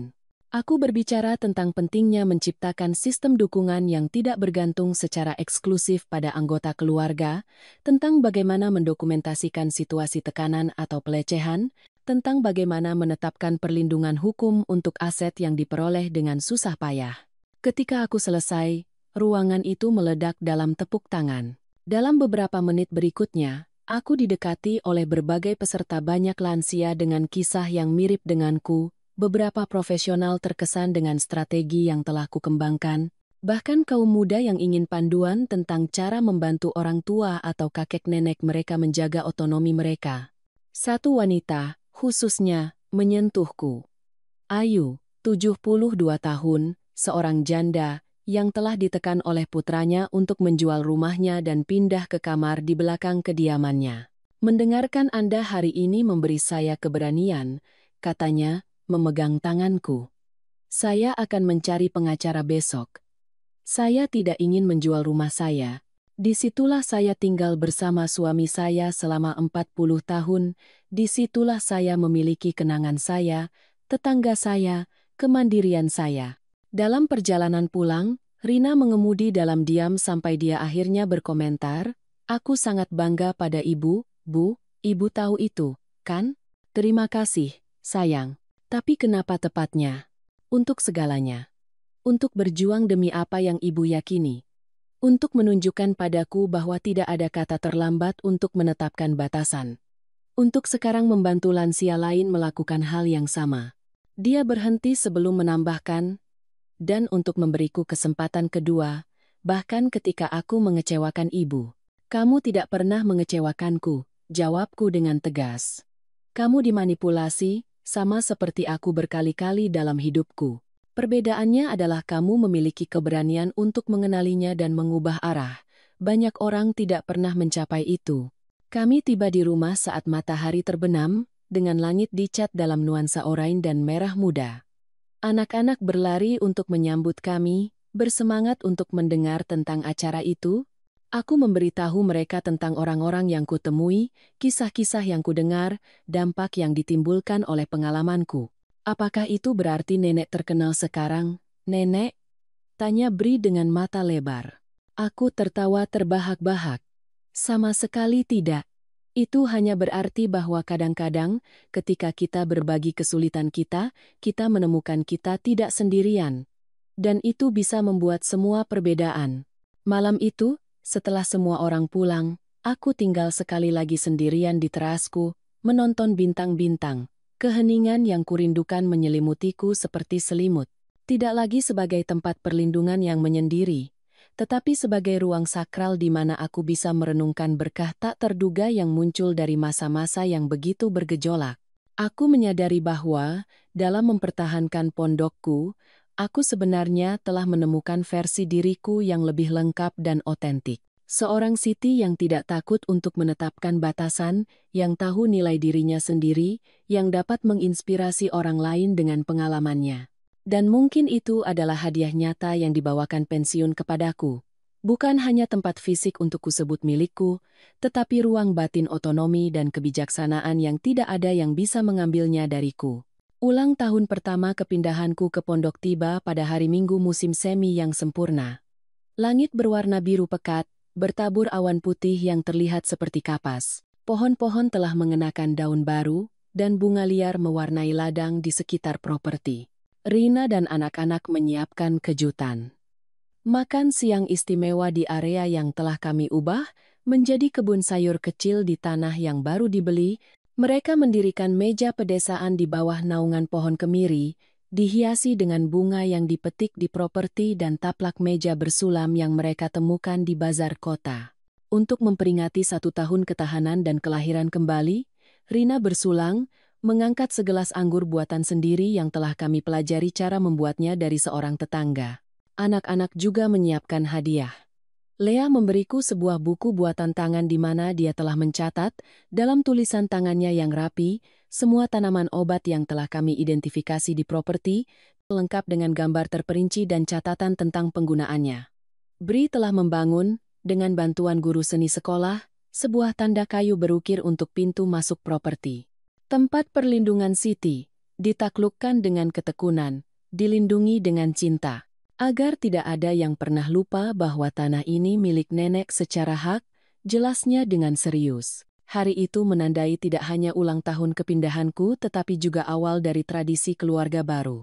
Kami memutuskan bahwa setiap bulan Maret, kami akan merayakan Hari Perlawanan, seperti yang Bri sebut dengan penuh kasih. Waktu untuk mengingat bahwa beberapa mimpi layak diperjuangkan, dan bahwa keluarga sejati diperkuat, tidak dilemahkan oleh kesulitan. Seiring berlalunya bulan, komunitas kecil kami tumbuh dengan cara yang tak terduga. David dan istrinya, Rina, terpesona dengan wilayah itu selama kunjungan mereka, membeli pertanian kecil beberapa kilometer jauhnya untuk menghabiskan akhir pekan dan, akhirnya, pensiun di sana juga. Arman, penjaga keamanan yang melindungi kami selama saat-saat paling tegang, membuka bisnis konsultasi keamanan pedesaan di kota terdekat, dan sering mengunjungi kami, membawa teknologi baru dan tips untuk menjaga properti aman, tanpa mengorbankan keindahan alamnya. Dan kemudian ada Vanessa, pekerja sosial yang telah menyelidiki keluhan terhadapku. Setelah panel tentang hak-hak lansia, dia mencariku untuk percakapan yang jujur. Kasus Anda mengubah fokus profesional saya, dia mengaku. Saya menyadari bahwa kita sering melihat lansia sebagai orang yang rentan yang perlu dilindungi, lupa bahwa mereka juga memiliki hak untuk menentukan nasib sendiri dan kemandirian. Dia mulai mengunjungiku sesekali, awalnya karena alasan profesional. Dia ingin belajar lebih banyak tentang bagaimana aku menyusun kehidupan pedesaan untuk mempertahankan otonomi bahkan di usia lanjut. Seiring waktu, percakapan kami berkembang menjadi persahabatan sejati, berdasarkan rasa hormat timbal balik dan minat bersama dalam melindungi hak-hak lansia. Pada salah satu kunjungan itu, dia membawa proposal tak terduga. Siti, kami sedang mengembangkan program percontohan di Dewan Lansia, berfokus pada pencegahan pelecehan keuangan dan mempromosikan otonomi. Saya ingin Anda mempertimbangkan untuk menjadi mentor sukarela, berbagi pengalaman Anda dengan lansia rentan lainnya. Ide itu mengejutkanku. Seorang mentor? Aku? Aku tidak punya pelatihan untuk itu, Vanessa. Anda memiliki sesuatu yang lebih berharga. Pengalaman hidup, pengetahuan praktis, dan kemampuan luar biasa untuk menghadapi tantangan tanpa kehilangan martabat atau kasih sayang. Aku menerima undangan itu setelah beberapa refleksi. Sebulan sekali, aku akan menghabiskan sore di pusat komunitas di kota menasihati lansia yang menghadapi tekanan keluarga, upaya manipulasi, atau hanya mencari panduan tentang cara mempertahankan kemandirian mereka seiring bertambahnya usia. Peran baru ini membawaku kepuasan yang mendalam dan tak terduga. Setelah puluhan tahun merawat tubuh orang sebagai perawat, aku sekarang merawat hak-hak mereka, otonomi mereka, martabat mereka. Setiap kisah yang kudengar bergema, dengan satu atau lain cara, dengan perjalananku sendiri. Setiap kemenangan kecil yang kusaksikan seorang wanita lansia yang berhasil mempertahankan rumahnya melawan tekanan anak-anaknya, seorang pria yang belajar mengelola keuangannya sendiri setelah bertahun-tahun ketergantungan mengingatkanku bahwa perjuanganku sendiri telah sepadan tidak hanya untukku, tetapi untuk semua orang yang terinspirasi olehnya. Pada bulan September, aku menerima email tak terduga dari penerbit regional. Seseorang yang menghadiri panel tentang hak-hak lansia menyarankan agar kisahku dapat diubah menjadi buku kecil, bagian dari koleksi tentang penuaan yang aktif dan sadar. Aku bukan penulis, jawabku pada awalnya. Anda tidak perlu menjadi. Editor meyakinkanku. Kami dapat menugaskan seseorang untuk merekam kenangan dan pengetahuan Anda. Anda hanya akan berbagi kisah Anda, dan kami akan mengurus sisanya. Rina sangat mendorongku. Bu, pikirkan berapa banyak orang yang bisa Ibu bantu. Ada begitu banyak lansia yang menghadapi tekanan serupa tanpa tahu cara melindungi diri mereka sendiri. Proyek buku bergerak maju perlahan, dengan wawancara mingguan di mana aku berbagi tidak hanya kisah pondok, tetapi seluruh trajektoriku, puluhan tahun sebagai perawat tunggal menabung setiap sen, perencanaan cermat untuk pensiun, tantangan menetapkan batasan dengan keluarga, strategi praktis untuk mempertahankan kemandirian di usia tua. Aku tidak ingin ini hanya tentang aku bersikeras. Aku ingin itu menjadi panduan praktis, sesuatu yang dapat digunakan orang lain sebagai referensi ketika menghadapi situasi serupa. Pada bulan November, sesuatu terjadi yang tidak pernah kubayangkan mungkin. Rina mencariku dengan ekspresi yang tidak menentu antara khawatir dan penuh harap. Budi menelepon. Dia ingin mengunjungi anak-anak di sini, jika ibu mengizinkannya. Naluri pertamaku adalah segera menolak. Memori upaya-upayanya untuk mengambil propertiku masih jelas. Tetapi melihat ekspresi Rina, kompleksitas emosinya, keinginan yang jelas bagi putri-putrinya, untuk mempertahankan beberapa hubungan dengan ayah mereka, aku menyadari aku perlu mempertimbangkan lebih dari sekadar perasaanku sendiri. Apakah kamu merasa nyaman dengan itu? Tanyaku. Aku masih belum sepenuhnya mempercayainya, jawabnya jujur, tapi anak-anak merindukannya. Dan dia telah berusaha dalam beberapa bulan terakhir. Dia menelepon secara teratur, mengirim hadiah kecil tetapi bermakna, menunjukkan minat yang tulus pada kehidupan nyata mereka. Kurasa dia pantas mendapatkan kesempatan untuk menunjukkan dia benar-benar berubah. Setelah banyak refleksi, aku menyetujui kunjungan itu, tetapi dengan kondisi yang jelas. Budi akan tinggal di kota, bukan di rumah kami. Pertemuan dengan anak-anak akan terjadi di tempat umum, atau di rumah Rina, tidak pernah di propertiku. Dan akan selalu ada orang dewasa yang terpercaya di dekatnya, bukan untuk mengawasi secara mencolok, tetapi untuk memastikan keselamatan emosional semua orang. Ketika hari itu tiba, aku akui aku tegang. Aku menonton dari jendela dapur Rina saat mobil sewaan parkir di jalan masuk. Budi keluar, membawa 2 paket kecil terbungkus. Dia lebih kurus, dengan rambut sedikit beruban di pelipis. Wajahnya memiliki ekspresi yang tidak segera kukenali, tetapi kemudian kuidentifikasi sebagai kerendahan hati, sesuatu yang tidak pernah kuhubungkan dengannya. Anak-anak berlari memeluknya, dan sejenak, aku melihat sesuatu yang tulus dalam tanggapannya. Emosi nyata seorang ayah yang bersatu kembali dengan putri-putrinya setelah berbulan-bulan berpisah. Aku menjauh dari jendela, memberi mereka privasi untuk saat itu. Kemudian, ketika Rina mengundangku untuk bergabung dengan mereka untuk minum teh sore, aku menemukan Budi di ruang tamu. Mata kami bertemu sebentar sebelum dia menunduk. Ibu Siti, dia menyambutku secara formal. Terima kasih telah mengizinkan kunjungan ini. Itu sangat berarti bagiku untuk bisa melihat anak-anak. Mereka juga merindukanmu, jawabku secara netral. Keheningan yang canggung mengikuti, hanya terpecah ketika Bri berlari masuk untuk menunjukkan kepadaku hadiah yang dia terima. Sebuah teleskop kecil, tetapi berkualitas baik. Ayah bilang bahwa di sini di pedesaan, jauh dari lampu kota, aku akan bisa melihat lebih banyak bintang daripada di Jakarta, dia menjelaskan dengan gembira. Aku menatap Budi, terkejut dengan pilihan hadiah yang tepat, sesuatu yang mengakui dan menghargai gaya hidup baru anak-anak, daripada memperkuat apa yang telah mereka tinggalkan. Itu adalah pilihan yang sangat baik, komentarku, mengizinkan diriku tersenyum kecil. Kami memiliki langit yang fantastis di sini. Kunjungan itu berlangsung 3 hari. Budi tetap hormat dan menjaga jarak denganku, memfokuskan perhatiannya pada putri-putrinya. Pada malam terakhir, setelah anak-anak tidur, dia meminta untuk berbicara dengan Rina dan aku. Aku tahu kata-kata tidak berarti banyak setelah semua yang terjadi, dia memulai, terlihat gugup. Tetapi aku ingin ibu tahu bahwa aku benar-benar menyesal. Bukan hanya untuk apa yang kucoba lakukan, tetapi untuk siapa aku menjadi. Dia berbicara tentang proses terapinya, tentang pekerjaan dengan sepupunya yang mengajarinya kerendahan hati, tentang program kontrol keuangan yang dia ikuti untuk melunasi utangnya. Aku tidak mengharapkan pengampunan atau kepercayaan segera.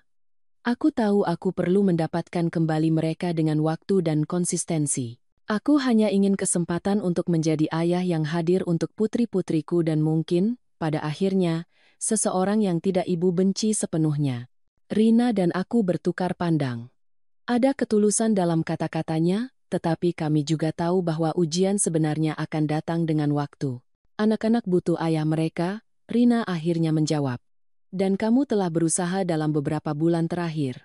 Kami akan terus mengizinkan kunjungan, selama kamu mempertahankan perilaku yang bertanggung jawab ini. Hanya itu yang kuminta, jawabnya dengan kelegaan yang jelas. Kesempatan untuk membuktikan aku bisa menjadi lebih baik. Ketika Budi pergi keesokan paginya, aku menonton dari jendela saat dia mengucapkan selamat tinggal kepada putri-putrinya dengan pelukan yang lama. Ada kerapuhan dalam dirinya yang tidak pernah kuperhatikan sebelumnya.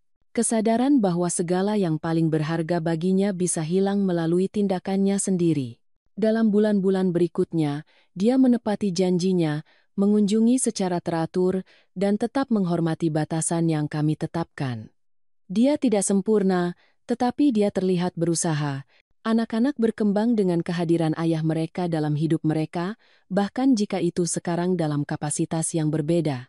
Pada bulan Maret tahun kedua, kami kembali merayakan Hari Perlawanan, peringatan kami atas ulang tahun kepindahanku ke pondok. Kali ini, acara itu lebih besar. David dan Rina datang dari Jakarta. Arman membawa pacar barunya, Vanessa berpartisipasi dengan antusias, dan bahkan Budi diundang, meskipun dengan beberapa keraguan awal di pihakku. Saat semua orang berkumpul di sekitar meja di kebun, aku melihat kelompok yang tidak mungkin itu. Orang-orang yang nasib bawa bersama melalui keadaan yang awalnya hanya tampak menyakitkan, tetapi yang akhirnya menciptakan koneksi yang bermakna. Rina mengangkat gelasnya untuk bersulang. Untuk ibuku, Siti, yang mengajari kami bahwa beberapa mimpi begitu penting sehingga layak diperjuangkan dengan segenap kekuatanmu.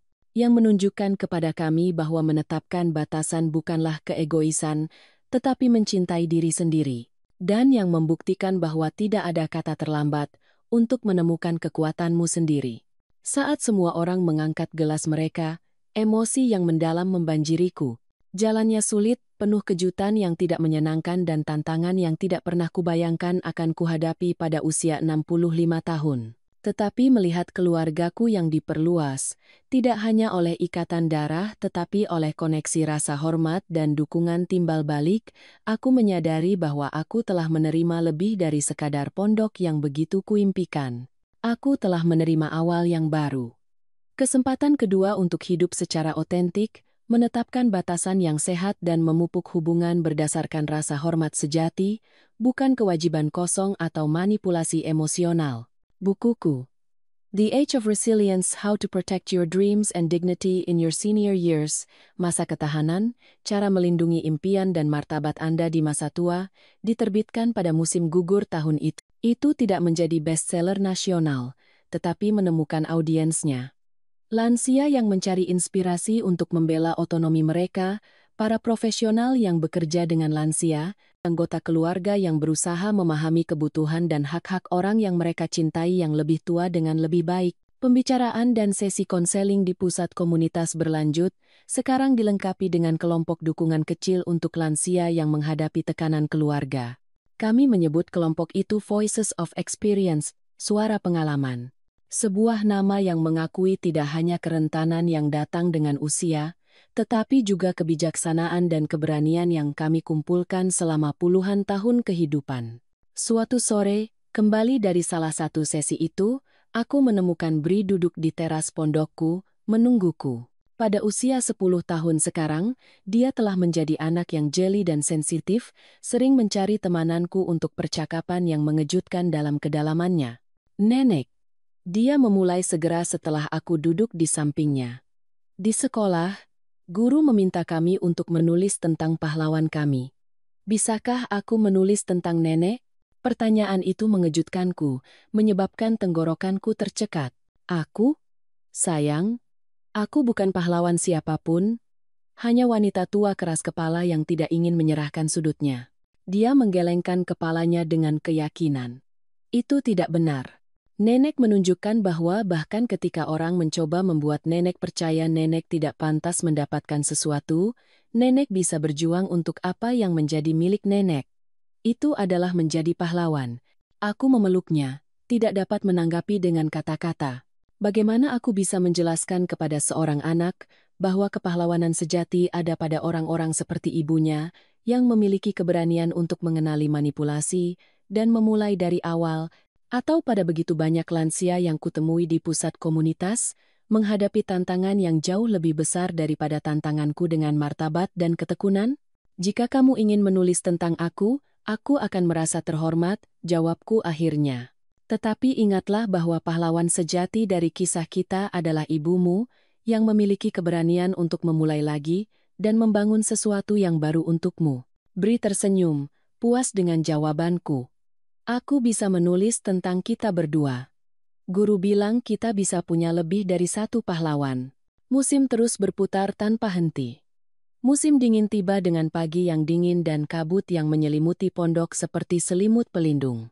Pada malam terdingin, kami duduk di sekitar perapian, kadang-kadang hanya aku dan pikiranku. Di lain waktu dengan Rina dan anak-anak berbagi cerita dan merencanakan masa depan. Salah satu rencana itu mulai berbentuk konkret dengan kedatangan musim semi.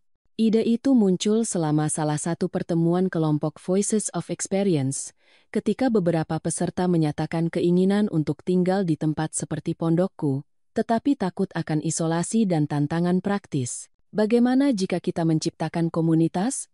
Usul Ayu, wanita yang mencariku setelah panel tentang hak-hak lansia. Bukan panti jompo atau rumah pensiun, tetapi tempat di mana lansia mandiri dapat memiliki rumah mereka sendiri, tetapi cukup dekat untuk dukungan timbal balik. Ide itu bergema kuat denganku. Mendiskusikannya dengan Vanessa, David, dan Rina, kami mulai mengembangkan konsep untuk desa lansia. Rumah-rumah kecil yang disesuaikan untuk aksesibilitas, dengan area umum untuk bersosialisasi, kebun komunitas, dan sistem dukungan timbal balik yang akan memungkinkan penduduk untuk mempertahankan kemandirian mereka tanpa isolasi yang ditakuti banyak orang. Kita bisa menggunakan bagian dari tanah baru, usul Rina. Area di dekat jalan utama akan sempurna, mudah diakses, tetapi tanpa mengganggu privasi ibu. Proyek itu tumbuh dengan cepat, menarik perhatian investor sosial dan pemerintah daerah yang melihatnya sebagai solusi inovatif untuk populasi lansia di wilayah tersebut. Dengan bantuan David untuk masalah hukum, Vanessa untuk aspek sosial, dan seorang arsitek yang berspesialisasi dalam desain lansia, Cetak Biru untuk Resilience Village, Desa Ketahanan, mulai terbentuk. Saya suka namanya, komentar Ayu selama salah satu pertemuan perencanaan. Itu mengingatkan kita bahwa menua dengan baik adalah tindakan perlawanan dalam masyarakat yang mencoba membuat kita tidak terlihat. Di tengah semua perkembangan ini, aku menerima telepon mengejutkan dari Budi. Itu adalah pertama kalinya dia menghubungiku secara langsung sejak kunjungannya. Ibu Siti, dia memulai dengan ragu-ragu, aku harap aku tidak mengganggu ibu. Kamu tidak mengganggu, Budi. Apa yang bisa kulakukan untukmu? Sebenarnya, aku menelepon untuk menawarkan bantuan. Aku mendengar tentang proyek Resilience Village melalui anak-anak. Aku sekarang bekerja dengan pengembangan sistem, dan aku pikir aku bisa berkontribusi dengan membuat platform digital untuk menghubungkan penduduk satu sama lain dan dengan layanan lokal. Tawaran itu mengejutkanku sepenuhnya. Mengapa kamu melakukan itu? Ada jeda di ujung lain saluran. Karena aku perlu melakukan sesuatu untuk menebus kerugian yang kutimbulkan. Bukan hanya kepada ibu atau Rina, tetapi untuk memulihkan rasa martabatku sendiri. Dan karena itu adalah proyek yang akan menguntungkan orang-orang seperti orang tuaku sendiri yang sekarang menua tanpa merencanakan dengan benar. Setelah berkonsultasi dengan Rina dan yang lain yang terlibat dalam proyek itu, kami menerima tawaran Budi. Dia akan menjadi kolaborator jarak jauh, mengembangkan sistem digital tanpa memerlukan keterlibatan langsung dalam administrasi proyek. Itu adalah isyarat rekonsiliasi kecil. Tidak lengkap. Mungkin tidak akan pernah, tetapi pengakuan bahwa orang bisa berubah dan bahwa perbaikan, bahkan tidak sempurna, memiliki nilai. Ketika ulang tahun ketiga kepindahanku ke pondok tiba, kami merayakan tidak hanya perjalanan pribadiku tetapi juga dimulainya pembangunan untuk Resilience Village. Upacara peletakan batu pertama menyatukan orang-orang dari seluruh wilayah, lansia yang penuh harapan, anggota keluarga yang mendukung, para profesional yang berdedikasi pada tujuan itu. Aku diundang untuk memberikan pidato singkat. Sesuatu yang akan membuatku ketakutan beberapa tahun sebelumnya.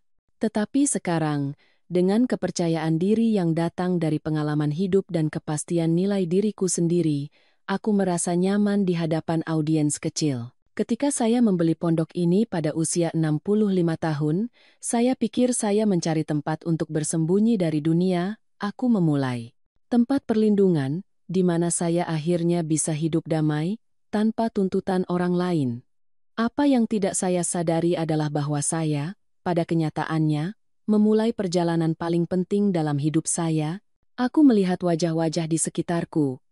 Rina, anak-anak, David, Vanessa, Arman, Ayu, dan begitu banyak orang lain yang telah menjadi bagian dari hidupku dalam tahun-tahun ini.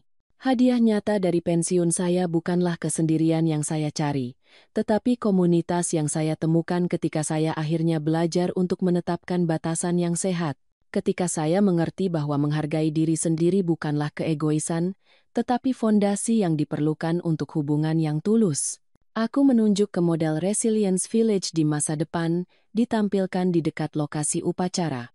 Proyek ini mewakili segala yang saya pelajari dalam perjalanan ini, bahwa kemandirian tidak berarti isolasi, bahwa menua dengan martabat adalah hak, bukan hak istimewa, dan bahwa bahkan di usia emas kita masih bisa menciptakan, membangun, mengubah tidak hanya hidup kita, tetapi dunia di sekitar kita. Audiens kecil itu bertepuk tangan dengan hangat. Aku melihat air mata di mata banyak orang, bukan karena kesedihan, tetapi karena pengakuan, harapan, dan kemungkinan. Kemudian malam itu, sementara semua orang merayakan dengan makanan dan musik di lahan besar yang telah kami siapkan, aku menemukan saat hening di teras pondokku. Matahari terbenam perlahan, melukis langit dalam nuansa oranye dan merah muda, warna yang sama yang kukagumi hari pertama itu, 3 tahun lalu. Leah, sekarang 15 tahun, dan menunjukkan tanda-tanda wanita kuat yang akan dia menjadi, menemukanku di sana. Nenek baik-baik saja? Nenek terlihat bijaksana. Aku baik-baik saja, sayang. Hanya merenungkan bagaimana hidup mengambil belokan tak terduga. Dia duduk di sampingku. Kami berdua menonton matahari terbenam dalam keheningan yang nyaman. Nenek tahu apa yang paling kukagumi dari nenek? Dia akhirnya bertanya. Bukan hanya nenek mempertahankan mimpi nenek, tetapi nenek membiarkannya tumbuh dan berubah untuk memasukkan orang lain. Kata-katanya menyentuhku secara mendalam dengan kebijaksanaannya melampaui usianya. Mungkin itulah arti sebenarnya menua dengan baik, jawabku setelah beberapa saat, tidak hanya berpegangan pada apa yang kita rencanakan, tetapi tetap terbuka untuk mimpi baru, awal yang baru. Seperti Resilience Village, dia mengamati. Tepat sekali. Mimpi yang tidak pernah kubayangkan akan kumiliki, lahir dari keadaan yang awalnya hanya tampak menyakitkan. Kami duduk di sana sampai bintang-bintang pertama mulai muncul di langit yang gelap, saksi diam untuk perjalanan yang tidak mungkin yang membawaku ke sini. Itu bukanlah pensiun yang tenang yang kubayangkan selama tahun-tahun panjang shift rumah sakit itu. Itu adalah sesuatu yang lebih kompleks, lebih menantang, lebih kaya dalam pengalaman dan koneksi manusia daripada yang pernah bisa kurencanakan. Pondok yang kupertahankan dengan tekad seperti itu tidak lagi hanya tempat perlindungan dari dunia, tetapi titik awal untuk fase baru keterlibatan dengannya. Dengan persyaratanku sendiri, dengan batasan yang jelas, dan tujuan yang diperbarui. Saat aku menonton lampu perayaan di kejauhan, dengan suara tawa dan percakapan yang jauh, aku merasakan rasa terima kasih yang mendalam untuk Rina dan keberaniannya, untuk anak-anak dan perspektif segar mereka tentang dunia, untuk setiap orang yang telah melintasi jalanku dalam beberapa tahun terakhir ini, berkontribusi pada permadani yang kaya dan kompleks yang telah menjadi hidupku. Dan aku bahkan merasakan rasa terima kasih atas krisis yang hampir merenggut segalanya dariku. Karena tanpanya, mungkin aku tidak akan pernah menemukan kekuatan yang selalu ada di dalam diriku, menunggu saat yang tepat untuk berkembang.